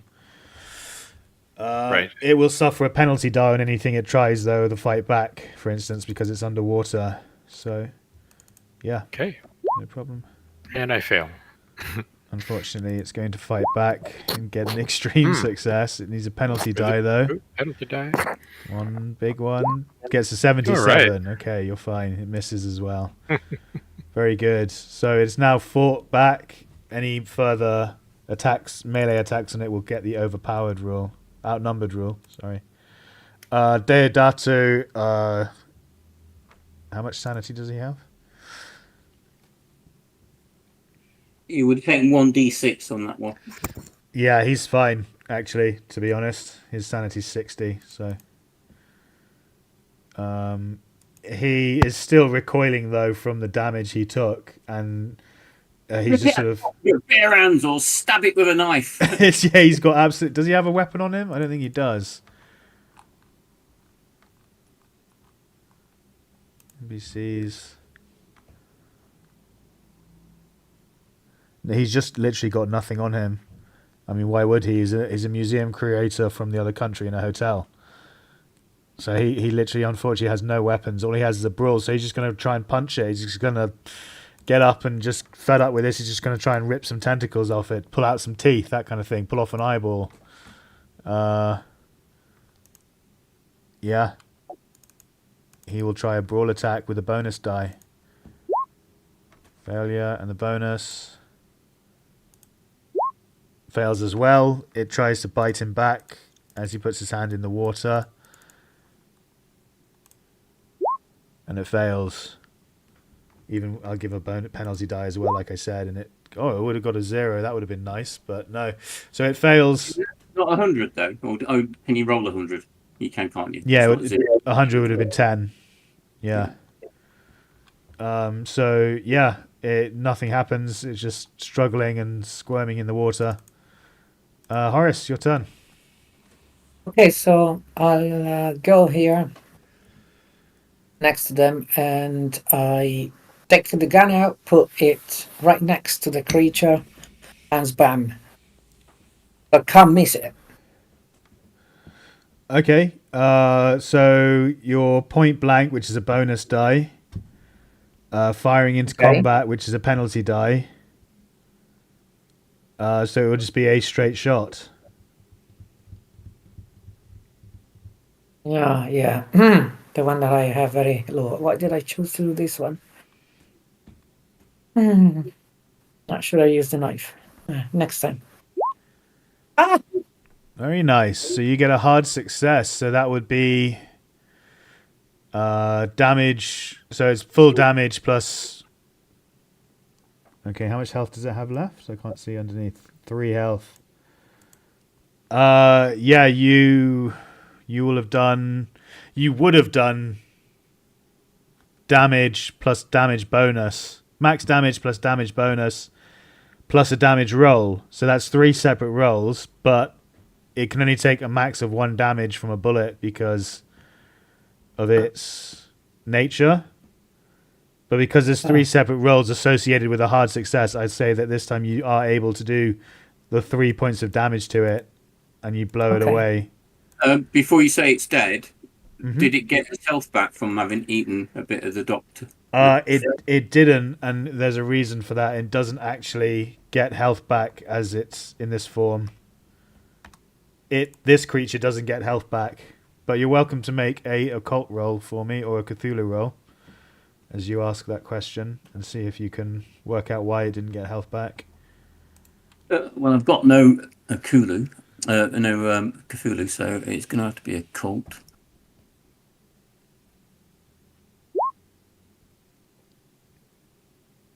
Yeah, so with your success, be sure to check that off as well. And Horace, don't forget to check off your firearms skill too for that success.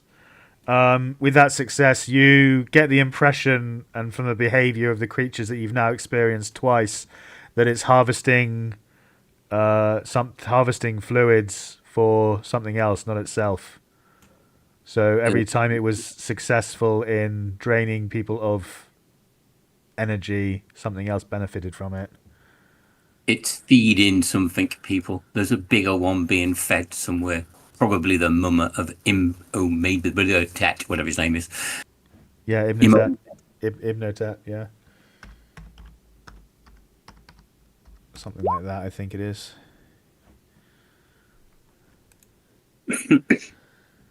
Yeah, so with a gunshot reeling in your ears, the creature squeals and then goes still and limp and begins kind of just dissolving into goop into the water in your hands, and you succeeded in slaying it. Congratulations. Dr. Singh, do you need some help? And I take the alcohol bottle out and try to see if I can help Dr. Singh.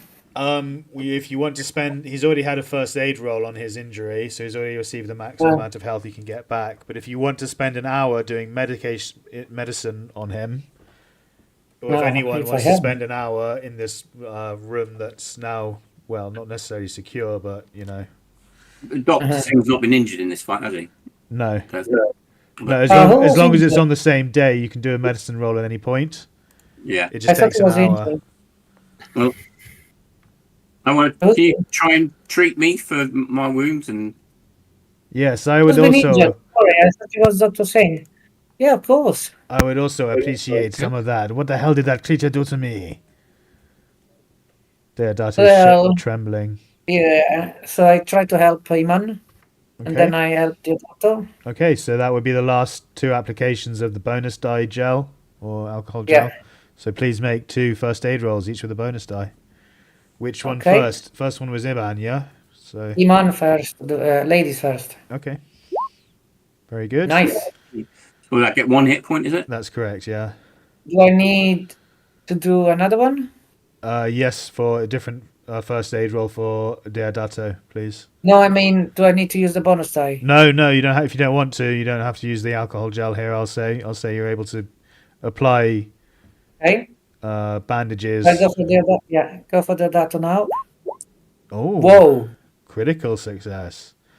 I'll just say that you're able to restore him fully to operating like full services. So rather than getting 1 hit point back with that critical success, you're able to somehow restore him back to his full health. Excellent. So and I still save the alcohol, right? You still haven't used the last 2. No, that's correct. I haven't used the bonus die, so I thought I was not using the alcohol. Yeah, you're not. I said you have still got it. You've still got the 2 uses. Oh, sorry. Yeah. I heard the other way around. Okay, cool. Yeah, no worries. So Right, there we go. There we go. something for me that I need to know is who has the amulet that was found down the side of the bed. Has anyone taken it off Deodato yet? I can't remember. No, he still had it. He still has it. Okay, fine.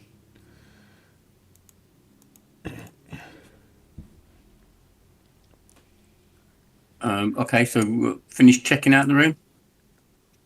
Yeah, there was just you think that most of the room's been cleared. There was just this door here. Which door where? Oh, that's it.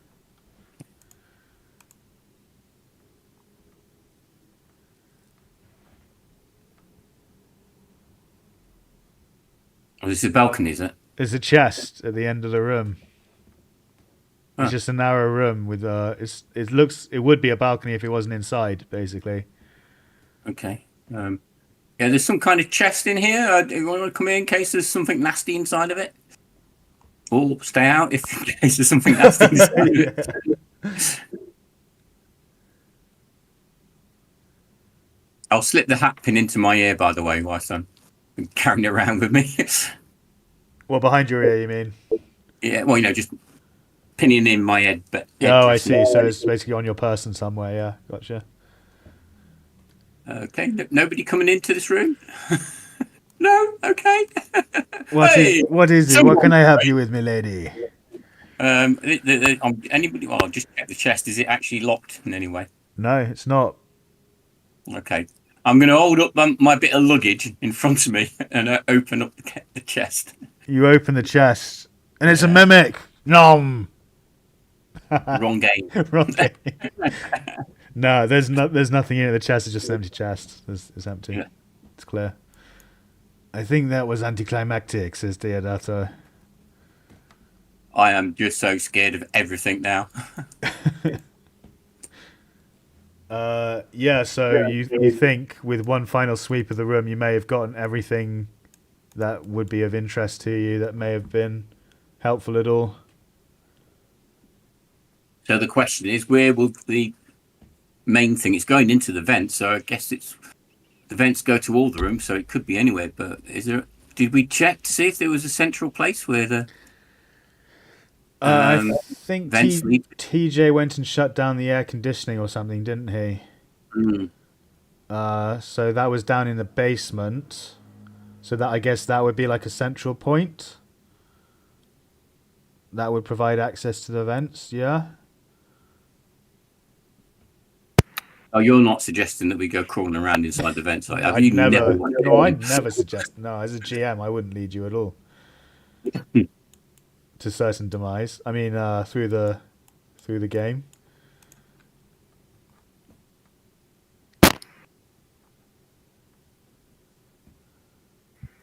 So where do we go next? We could go to that main place and try to follow it through, but they'd go all over the place. Or we could try tracking it from where it entered the vents in the main room. I think that would be a good idea. Perhaps we can also speak with the police inspector and tell him what we have found here Yeah, good idea. while we are there. Oh, drag my luggage around with me now. What are you doing with that? I don't understand. I'm hoping that I tried to catch that thing inside of it, so I don't know if I could maybe do that with the other one. What, the mother, the thing you were talking about? Yeah. Good luck with that. If the mother is anywhere near as dangerous as this thing's, and being the mother, it would imply that it is more dangerous than it. Yeah, I'm not keen on the idea. That necklace you wear, did it work when you shoveled it, when you did the spell? Yes, yeah, it did a bit. Not very much, but it did do some damage to it. Oh, that means you won the post. Oh no, you lost it, didn't you? Okay, and it was just an auto damage. Okay, no worries.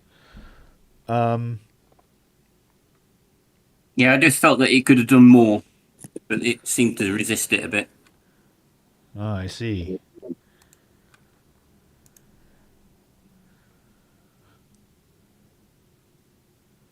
And it looked like this very similar, or the static in the air felt similar to what it did to you.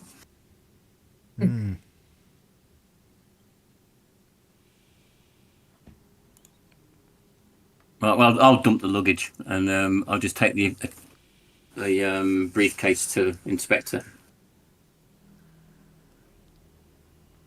Any ideas about that necklace that you've got?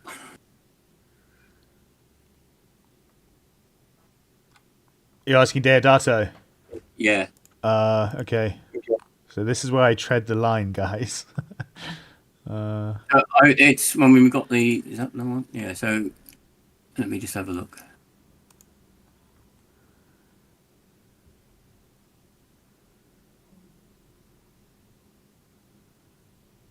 So it said when those pieces of paper we found on the desk that he was sealed away with Isis's prayer. Don't suppose anybody knows the prayer, or maybe that. I understand. Blessed with a prayer to Isis. Yes, well spotted. This is the prayer. He holds out the necklace. This will do. It is a token of Isis. You see, a religious item. Oh right, okay. So how big was that thing? We saw it when it went up into the vents, didn't we? So I mean, was it big? Well, when it first came out, probably not much bigger than what you're fighting at the moment. Maybe a bit bigger. So would it have fitted in that case? I'm just thinking that case I've got, could we like trap it inside it and then wrap the necklace around it to seal it? Yes, I think you're onto something there. But yeah, it would be too big. When it was... Maybe if I could shrivel it with this spell? Yes, I think so. Didn't it shrivel? Didn't it dissolve in the bathtub? Yeah, it did a bit. Was that water that did that, or can we make it dissolve some other way? Well, last one we thought just sort of collapsed down on itself and dissolved without any water on it or anything. Oh. So they dissolve when they die? We need we need honey. Honey, yes. Container sealed with honey, yes. There's a wedding downstairs. Perhaps they will have honey. Ah, of course. See, it was important, this wedding. Good idea. Let's grab some money. Let's go. I'm hungry, so it's a good idea. Okay, no problem. So where are you? You're heading down to the wedding first? Did you get some Have food? we checked up? Well, he's down there anyway. Oh no, he's going to meet us back in the lift. Yeah, go to the place to the wedding first.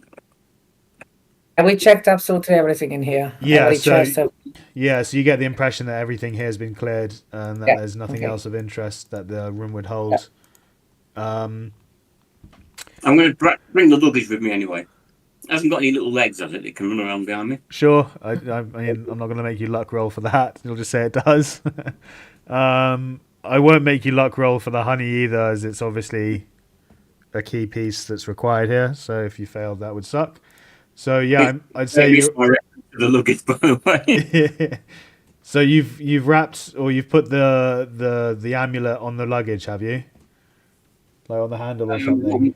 Because we probably need to put it on after we've got anything inside, won't we? I guess. That's what I'm asking you. Yeah. I think you still got it otherwise. Okay, so who's carrying it? Do you want Diodata to carrying it, or do you want someone else more reliable to keep it on them? Well, that's not reliable. Well, I mean, he's an NPC. They're a bit stupid, usually. Okay. So he might, I don't know, run off or panic or I see. die with it in his possession, and then you don't have it. Of course. I don't know. Yeah, okay, maybe I'm imposing too much. I need to back off a bit here. Well, Would okay. you be willing to give it up? As the first thing, because he knows what it is. Well, feel free to ask him. Okay, so are you going to accompany us when we go to find the big one? If not, then we probably need the necklace. You cannot keep me away from this now. Now that I know what's going on. He stands forward. He's looking excited and determined. And hold on to the necklace. Okay. Yeah, have this luggage as well. Yeah, just like give it all to him. Okay, I will take the luggage. Do you want me to what? Do what with it exactly? Well, if we can shrink the thing down and grab it into there, then you can use the necklace to lock it in, and we'll smear it in honey as well. Ah, brilliant! Magnifique! You're fitting it out. This sounds like a grand plan. Let's do it. Why is this Italian sounding so... Just let's not nitpick here, people.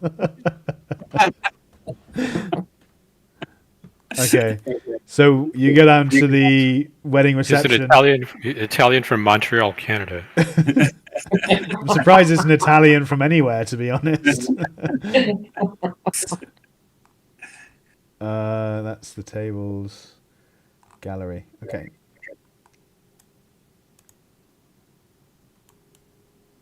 Right, so we've got our honey. Can everyone see that? Yeah.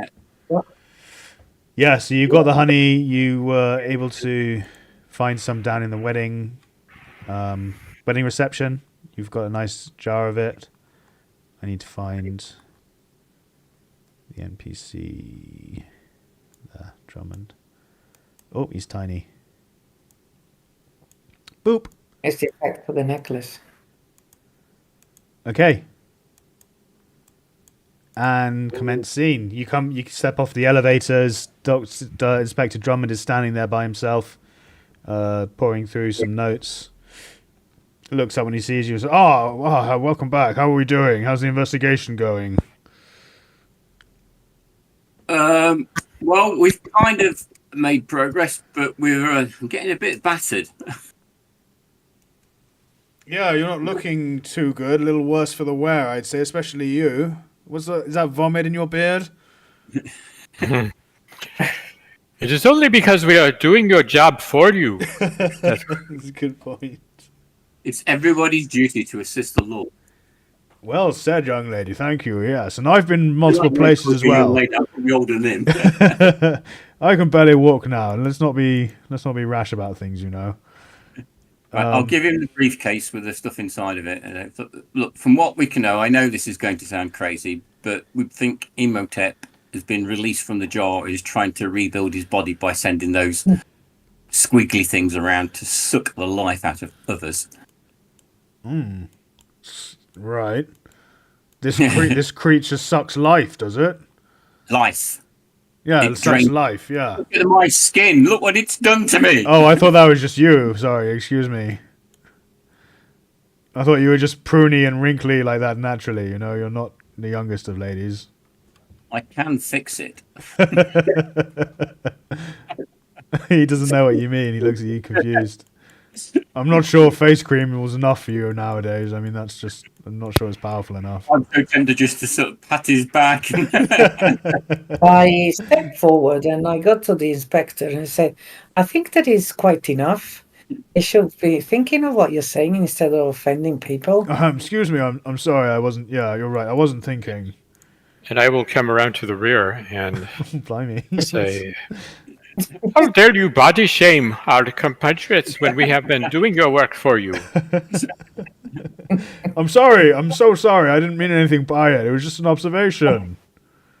I shouldn't have said anything. Please excuse me. I sometimes put my foot in my mouth. You're a typical Yeah, American. What okay. else can I expect from you? Perhaps not one of the happiest of the observations. No. But we think we know how we contain the main thing if we can find it. Those things are traveling around in the vents and they go absolutely everywhere. So we're not entirely sure. We could possibly trace it from here where it went into the vents to start with, or go down to the main rooms. Or have you had any other reports of anything strange, any noises or anything like that anywhere? Or That's a really good point, a really good meta question I haven't had time to think about. What is that meta question? it's like Zen, only more to the point. Has got to be done in the wedding. So it's about 2 a.m. at this point, 1:30ish, something like that. The wedding would have basically been over, or finishing up. It's during the probation as well, so I'm not sure why I said everyone was stumbling around drunk before, because that's not true. That was a mistake. Misspoken. So the wedding will have. You've got the honey because the wedding's basically cleared up and everyone's gone home or gone to bed or whatever. It's quietened down significantly now. There's only a few late wanderers around the hotel. In answer to your question, Kev, Iman Obeid's question, there will be police down and around the ground floor of the building, the lobby, and there probably will have been other calls to the reception from victims suffering similar attacks around the hotel that the police are having to move around and respond to. But when they get there, they just find another desiccated body and no one on site. So they believe that there is something in the vents. They just don't know what to do or deal with it. They've probably called maintenance at this point, and they'll be inspecting and investigating the elevators, the shafts, and the air vents and things like that, looking for the source of whatever's causing these problems or causing these attacks that are desiccating people. Do we have any idea from are they localized anywhere? Is there a pattern to them? It doesn't seem to be. No, there seems to any floor randomly in each room, in hallways, and I mean the air vents are everywhere, aren't they? This thing seems to be like a parasite. Yeah, I'm just wondering if they just travel the least amount of distance. So maybe there's an epicenter. There might be something to do with a canopic jar. We could go take a look at that, I suppose. Could you get some flashlights as well? If we end up having to crawl around inside the vents, that might be useful. Yeah, I'm sure I could get that equipment for you if you needed, yeah. So we're going to have a look at the jar. He's also skimming... comes over. Deodato follows. Drummond is inspecting, looking through everything you handed him. All the notes and stuff you handed him. And he noticed... Well, let's see if he notices something. Let's see how good an inspector he is. Inspector Benjamin Drummond. Intelligence. No, he's not very intelligent. He doesn't really make anything of it. He just looks through the notes. So there was a thing... Right, so we think we know what the... we know what this beetle thing does, and we're pretty sure we know what the necklace we found does. But there was a comment about something that able to hide people from who are carrying it. Hang on, let me just find the right one. Oh, okay. Yeah, I'll let you carry on working. This figurine, red jasper. Is that anything in this area? Says it accurately translated. This message is both strange and cryptic. The possessor pass unseen without odor or sound or for the fell beast. So maybe that would allow you to sneak up on it. But do we know what it is? Is there anything in the collection that looks like that? Yes, I remember seeing something like that earlier, says Deodato. Isn't it the Shabti funerary figurines? They are over here, are we? Yes? I don't know why it's French suddenly, but there you go. Maybe he's on the border of the Alps. Who knows? He's just been everywhere at this point. He's a man of the world. International man of mystery. So yeah, looking through the glass, you see 7 carved stone tomb figurines, 3 clay, 1 turquoise, 1 malachite, 1 topaz, and 1 red jasper. Well, we want the red jasper one. The red jasper is carved into the image of a pharaoh holding a crooken flail, and the figure's torso and legs are etched with hieroglyphics. And anyone with hieroglyphics, language, or history are welcome to make a roll here to see if you can understand what the hieroglyphs are saying. Pretty sure I won't have it. Let's have a look at languages. No, Arabic's not going to help me. Oh. Oops.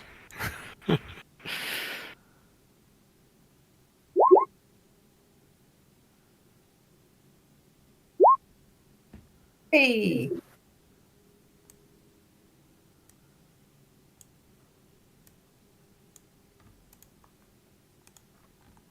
Okay, so Horace, you are able to successfully look at the hieroglyphs and read what they say. You understand them to be a prayer of protection, and you believe that the protective barrier will prevent anything of extraterrestrial nature from perceiving the person in possession of it.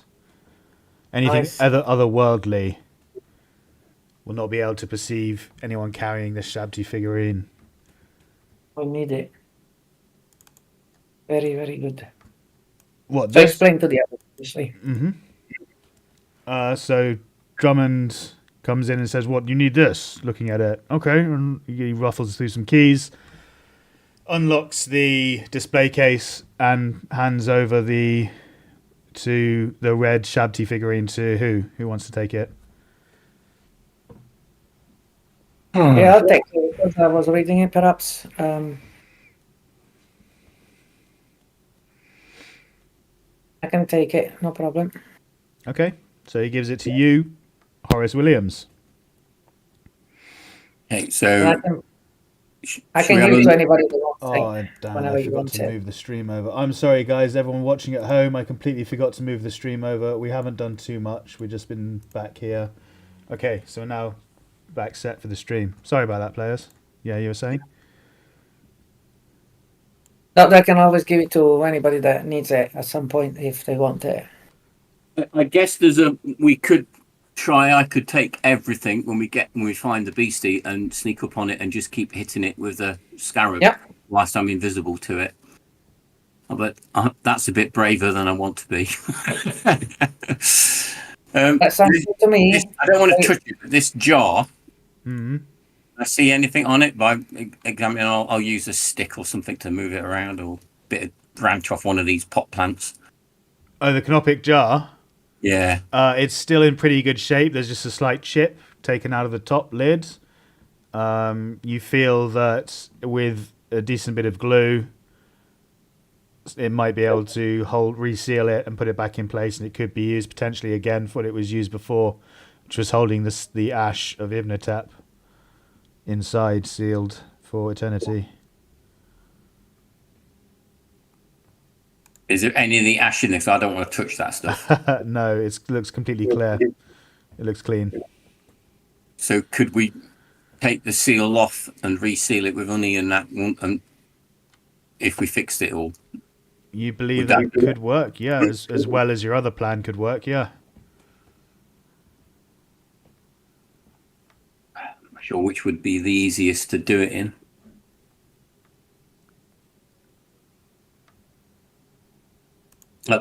Team, what do we think? Because somehow we'd have to get this thing inside the jar. and the ash seems to drain your life away. So I wouldn't want to pick it up. But There are 2 plans. Could you please review? well, we've got this luggage. We could try to jam it into the luggage, whether it reduces in size when we hit it with the spell, or we could try and do it in this jar that it was in originally if we can repair the jar. I think we repaired the jar. Have you succeeded in shriveling it at all yet? We haven't found the big one yet, have we? The little one took some damage, and I think it got smaller. But I don't know if that's going to work on the big one. Yeah. I think the jar. How much would it take to repair it? Just some glue.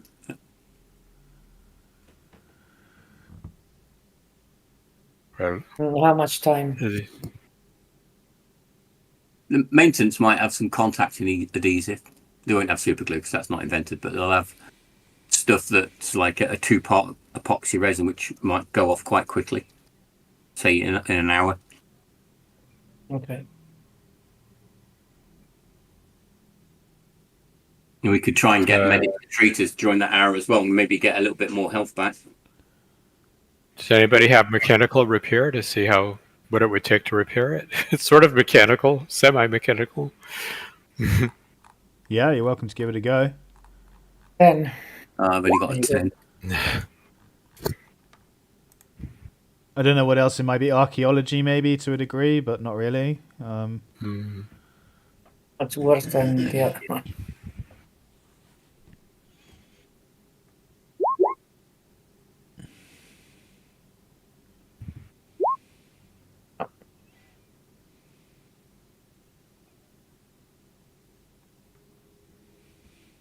Okay, well, I mean, we can just try doing it with glue and seeing how it goes. Or get somebody that's better at it than us. Maybe the maintenance man might be better at it when he comes back from the hospital. Deodato steps forward and says, well, I'm not sure. The instructions clearly say to do it with honey. And to be sure, we should also wrap this in... And he holds out the necklace. Wrap it with this. Yes, but I mean, we'll need to get the thing inside first, won't we? I agree, yes, but I'm talking about the jar. I think honey will be fine to fix it. Really? You think it will stay held? Will honey have held in any other seal? You just need to... I think it's more of a magical thing than a barrier, like a barrier than... Yeah, possible. Okay. So whack a load of honey on it then. As you're all speaking and talking things out, there's a ding out in the hallway. Uh-oh. And Drummond says, "What's that? That must be one of my police officers. I told them to cordon off this area. No one should be coming up." And he No, don't go, don't go, don't walks go. out and ducks under the tape to find out what's going on. Oh, And don't you hear some muttering coming from the hallway, and he has to succeed a contested power roll as dark magic seems to envelop him.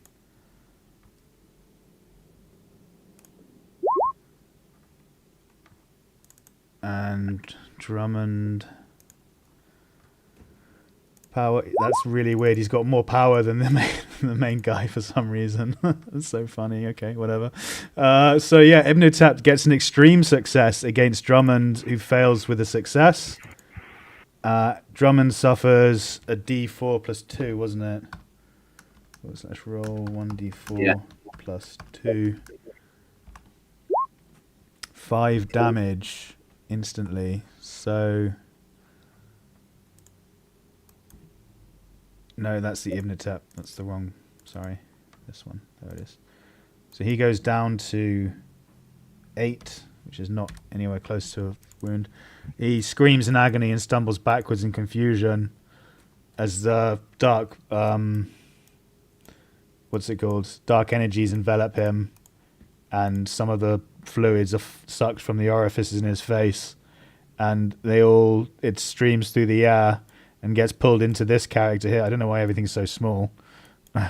gets pulled into that character there, who seems to revitalize himself from it. He seems to suddenly grow flesh and skin and hair on what was previously a mummified type looking corpse. And the creature looks towards the rest of you and it says, "Where is the amulet? The scarab necklace. Give it to me." And I'd like everyone to roll initiative, please. We should carry on with what we were thinking of doing. Sorry, everyone to do the turn order now, please. Because I had to clear the other one.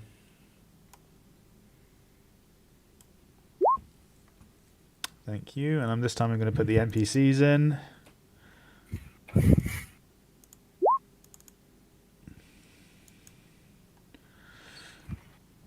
And Deodato.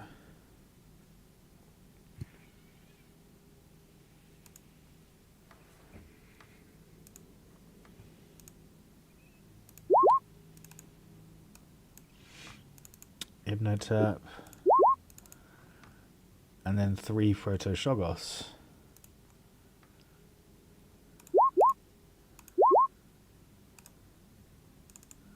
Oh my gosh, so many tabs open. My head's going to explode. Oh, I did them all on the same one. That's frustrating. Okay, I'll do all the Proto-Shoggoths on the same turn. Is everyone happy with that? That they all go on turn 40? Because that's what would happen anyway, rather than having 3 separate turn trackers. Yeah, sure. Okay. So that is the start. That's it. That's the start of the round. Do you want to call it there and start it there at the start of the next game? Oh, what are we doing? We've still got 20 minutes. I don't mind. Do you guys want to do like 15 minutes of combat, or would you rather end things and then start one? If you can do the end of turn at that sort of speed, then yeah. Well, you could probably get 2 turns in. It's up to you guys. I don't mind. Why don't we go to 10 before the hour? And then do the investigator development phase. So get one turn in and then the investigator phase. Yeah, let's try for that. Yeah. Cool. Okay, works for me. So Deodato has no weapon still, but he's not gonna. He ain't no pansy. Sorry, no offense to anyone who. Not taken. Measuring tool. Yeah, that's 25 meters. Yeah, he should be able to run to there. He's going to run up here and grab one of the... Smash the glass. Let's try a strength check on him. Now I need to find his Senior Deodato. Strength. Oh, he fails that badly. Nearly a fumble. Not quite. So he tries to punch the glass and he doesn't manage to break it. And he just gets stuck there. Dr. Singh. What? Sorry, where is he? What's he doing? He's moved up to here. He's trying to get some kind of weapon, out of that. Thinks there's a tool there he could use to hack at them. Well, the keys are in here, weren't they? So maybe you could get them from there. Good shout. Okay, so before he does that, let's do an intelligence roll on him to see if he remembers where the keys are or figures out that the keys are there. No. So he just runs up and punches. Maybe you can scream something to him if you want. It is Dr. Singh's turn. I'm not looking at him, so I probably wouldn't notice. Mm-hmm. Okay. Are we fighting these things? Exactly, yeah. This looks like the odds are clearly against us. Concentrate on the mummy. Say again, please. Concentrate on the mummy. Okay, yeah. All right. Wow.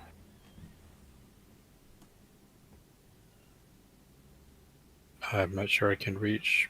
This is not to scale anyway, is it? Oh, you mean the measurement tool? Yeah. 20. That's not 22.5 meters. No, exactly. No, I'm not sure why all the maps are so minuscule. The squares. I thought I sorted it out, but maybe it's because the squares are so small, so you can only do it per square regardless. I think. But can I reach it? Is that 6 meters? Do I have enough to reach him and fight right now? You're pretty. I really just Yeah. I want to take him down, and so that my friends can attack him while prone. Yeah, you should be able to reach him from there. Yeah. Okay. Okay, I'm going to try to brawl him down. And so my brawl attack. Okay, he'll try and fight back. I succeed. He fails. Very good. So you tackle him. Is that what's happening? A fighting maneuver, a brawl maneuver. Yeah. Yeah, Tackle him to the floor. Tackle him to the floor. Yeah. Brilliant. Okay. And I want my friends to be able to get a bonus die on their attacks. So. No problem. So he's used his only. He only has one, I think. Attacks per round 1. Yep. So he's used his fight back now. So any melee attacks against him will be the outnumbered. Very good. Thank you, Horace Williams. Can I shout something? Yeah, of course. Horace, give me the figurine. I shout to everyone, we should stick to plan A. We should stick to plan A with the pot. So I move here. I let Iman get the figurine from my pocket. Take the pistol out and shoot that. Well, you can do that, but bear in mind, Dr. Singh is literally lying on top of him, and you're firing into combat when he's. Oh, so it was the other way around. I thought he grabbed him and pulled it down to the ground, rather than because he's underneath the. Well, from what I understood, Dr. Singh, are you pinning him to the ground? Yes. Yeah. Okay. So you're above. I can't put my token on top, but I intended to be on. Okay. Yeah. No, I thought you just grabbed him, yes, but you pulled him down rather than pushing down. Okay, fine. No problem. Okay, so I shoot the other one. What? Okay. Okay. Do you want to do a... Iman can reach the figurine in my pocket from where she is, so... Yeah, I grab it out. Yeah. Okay. Yeah, no problem. So are you doing a single shot, or you're firing the last 3 rounds at this one? Last two. It's either 1 or 3 round burst. Oh, but you've only got 2 rounds in the chamber, is that what you're saying? Mm-hmm. Okay, so it would be a 3 round burst, but you only get 2 bullets off. So that's 2 bullets. It's point blank, so that balances out. So it's 2 straight shots. Okay. Oh, I spent 2 luck. You can't alter firearm skills with luck, with combat skills with luck, can you? Oh no, you can. You can. You can't push the roll. You can't push them. Yeah, so that's fine. Yeah, 2 points of luck. So you blast it for 1 point of damage. Very nice. And second shot. Hang on, because I was just fixing luck. Okay, back to the second shot. No, it's too much. Okay, so the second shot goes wide. Thank you. Anything else? No. Okay. Yes, sorry. No, because it's an action, I cannot do it. I can only move now, right? Yeah, you were here, so you've probably got about another 10 meters of movement in you. Yeah, no, it's okay, stay there. Okay. How was it just 1 point of damage? I think Elena made the skill roll from her main skills, but it should have been done from combat. It didn't. I don't have the gun in my list, so... Oh, okay. Yeah. Did you not want to... I thought you only did that temporarily before looking for the gun in the compendium. Do you not want to do that first, Elena? I forgot to look at the gun. No, but yeah, I'm throwing the gun on the ground now, so I'm not going to use it anymore. Okay. The reason why it only takes 1 point of damage is because it's basically just a roiling mass of flesh. So the bullet just hits it and goes through, and it suffers not much damage, basically. Like normal non-magical wounds, you get the impression non-magical means do little damage to these creatures. Mm-hmm. Okay, Obeid, it's your turn. Okay, with the red figurine in hand, I'm going to move up to there. And then I'm going to use the scarab on the mummy. Okay, it's an opposed power roll. Please make your power roll. Hard success, very nice. He needs an extreme success or higher. He fails, so you succeeded in a power roll, which means two things. Firstly, please roll a d4 plus 2 for the damage.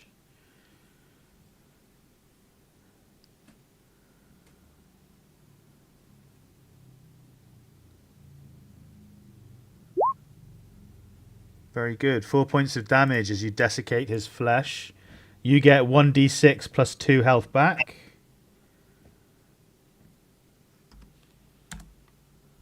Oops. Well, not a question mark.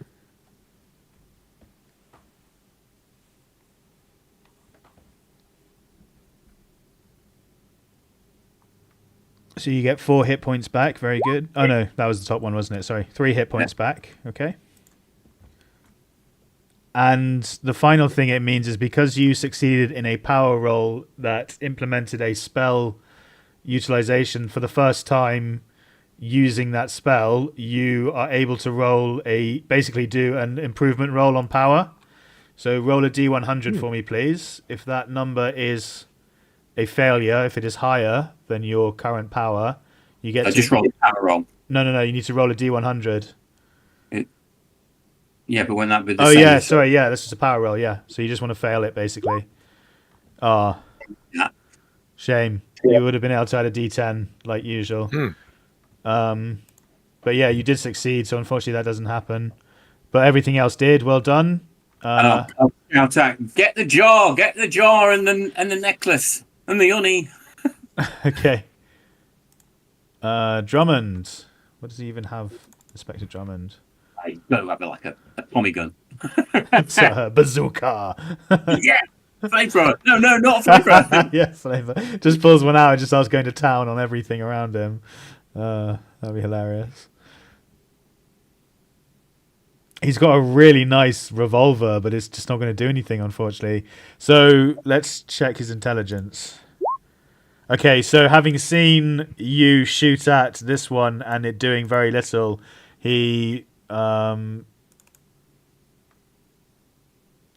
just going to, he's going to come and try and put handcuffs on this guy. He's going to say, "You are under arrest. This is an official breaking of the law." He's just going to try and handcuff him.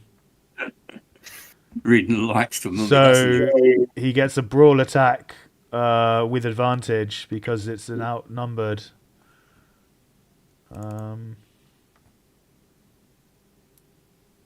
Imhotep gets to fight back. So he gets a success. So Inspector Drummond needs a hard success or higher in order to beat him. He gets 2 attempts on his brawl. Failure with a bonus die. He gets a 0-4. Hey. Very nice. Which is a extreme success. So he's able to subdue Imhotep and handcuff him. So he's now lying on this guy's now lying on the floor handcuffed.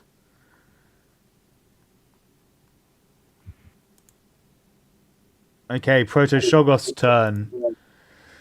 They really don't like the fact that Drummond has handcuffed their master or whatever. Obviously, the main I don't know what you want to call it entity is getting them to attack him. So they all attack him. He gets the first. So they all surrender, right? they all surround him was what I was trying to say, but they might not do that. Basically, the first one will attack him with a power roll, a desiccate the flesh roll. Oh, there's so many windows here, guys. I'm so sorry. Power on that one. He gets a success, so he needs a success or higher. That's not him. Inspector Benjamin Drummond. Power. He fails it. Oh, yeah. Okay, so he suffers the / roll 1d4 plus 2. 5 more points of damage gets taken from him. Still not a major wound because it's not more than half at one go. But he's looking worn, little worn for the wear, or whatever the saying is. What's the word? No, thank you, worse for the wear. Second, Proto Shoggoth will do the same. So that one. Power roll. Oh, it gets an extreme success. He needs a critical or he's in big trouble. Just gets a regular success. So again, it beats him out and gets another d4. 2 damage. 3, which is exactly what he had left. So it's not a major wound though. He gets desiccated another time and he collapses to the floor, unconscious. You assume he's probably dead at this point. You don't really know. Which means the last Proto Shoggoth now has 2 targets. One of them is Dr. Singh. One of them is Horace Williams even. They're both as equally, because Dr. Singh is on top of the main entity, like being hostile and causing problems. But Horace Williams did just shoot it, so it's balanced out. On a D4, 1 to 2 is Horace. 3 to 4 is Dr. Singh. It's a 1 to 2. Horace, it tries to desiccate your flesh. I need a power roll from you, please. Okay. It failed though, so you're gonna have an easy time passing. Okay, so the spell fizzles and fails, but you still, as it swoops out and latches onto you, suffer 2 points of damage from the desiccation. Out.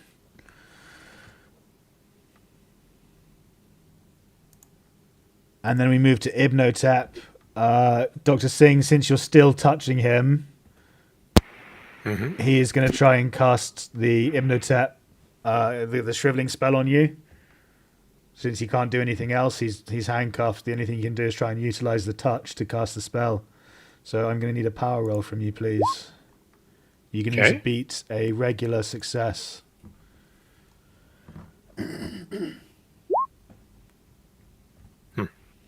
Can you spend luck to get higher than You that? can, but it needs to go down to hard success, which is 20. So you spend 24 points of luck.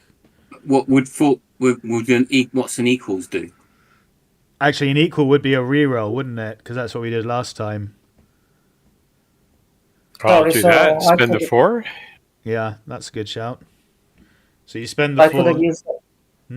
Sorry, Elena. I could have used the luck for my power roll as well. Then. Oh, for the 2 for a success. Yeah, you could have if you wanted, but it had already failed, so it wouldn't behoove you anything. But I would have saved the 2. You still, even if it fails, you still take 2 points of damage. Okay. Yeah. Sorry. Yeah. Yeah, no worries. So yeah, Dr. I'll gladly spend 4, yes. Yeah. Okay, no problem. So it's an equal. It's a balance out in exchange. So we need another roll off, please. Power roll. Oof. And Ibnotep, human form, gets a success. So unfortunately, he's going to roll a d4 plus 2. And he does 4 points of damage to you. Okay, I fall unconscious. I had 3 hit points. Oh dear. It also means that he heals now as well. For 2 points of hit points. Very lucky, guys. Very lucky. Okay, so you've fallen unconscious. Sort of just flopped sideways next to him. He is going to stand up now, and he just stands up handcuffed. And that's his turn. Hearing your shout, Deodato will run over to the canopic jar and grab the canopic jar and start wrapping the amulet around it and trying to apply the honey. Oh, did you want to start a new round? Because that's the start of a new round. Oh, it is, isn't it? Yeah, sorry. Thank you, Duane. Yeah, and we're at 10 o'clock. Yeah, thank you for reminding me. So that will all take place at the start of the next episode, guys. We'll just get in. Sorry, yeah? Dun dun dun. Dun, dun, dun. Yeah. Next time. So we're just going to get in quickly the last 10 minutes, an investigator development phase before ending the stream, guys. We'll start with Dr. Singh, since you're top in the dexterity order.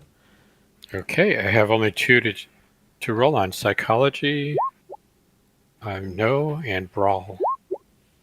No. You're not That's having it. much luck with these roll upgrades, even And though luck. no, we don't do luck, unfortunately. It's too... We don't do luck. No, if you did luck every single session, then you just end up No, with no. plus 10 luck every time, and it's, I don't know, or potentially plus 10. Yeah, Yeah, we we've been wouldn't really have, unlucky. Sorry, Elena. No, I was saying that we wouldn't have argued with that, but that's Yeah, I know you wouldn't have argued with that, but I would have objectified. I've unchecked both of them. Okay, no worries. Thank you. Horace, your turn. Okay, so go 4. Not that one.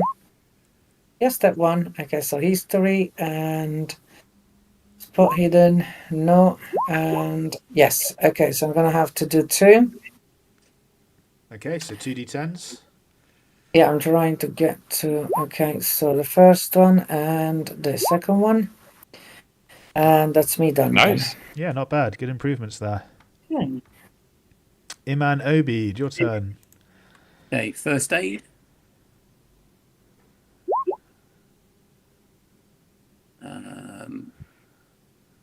Occult. Oh, okay. Psychology and spot hidden. So I've got 2 as well. Oh, that's nice. 10 on Right, so occult that and 7 on this bit I got physiology. was occult. All right, guys. So that's it for this week's episode of Call of Cthulhu. Thank you all so much for hanging out this evening. We hugely appreciate it. We hope you've all enjoyed it as much as we've enjoyed playing. We're going to be back not next Tuesday, but the next time we're going to be back is the Tuesday after next, which is the 4th of June. Hopefully Paul will be feeling a bit better and will be able to join us again then. But yeah, guys, thanks so much for hanging out this evening. Hopefully I'll see you in the next stream. Will be tomorrow morning. I'll be back live with some more content for you to catch up with then. If not, hopefully I'll see you in some other content I produce. I try and make content every single day now. So, Sal, wait till next time. Say goodbye, everyone. Night. Good night.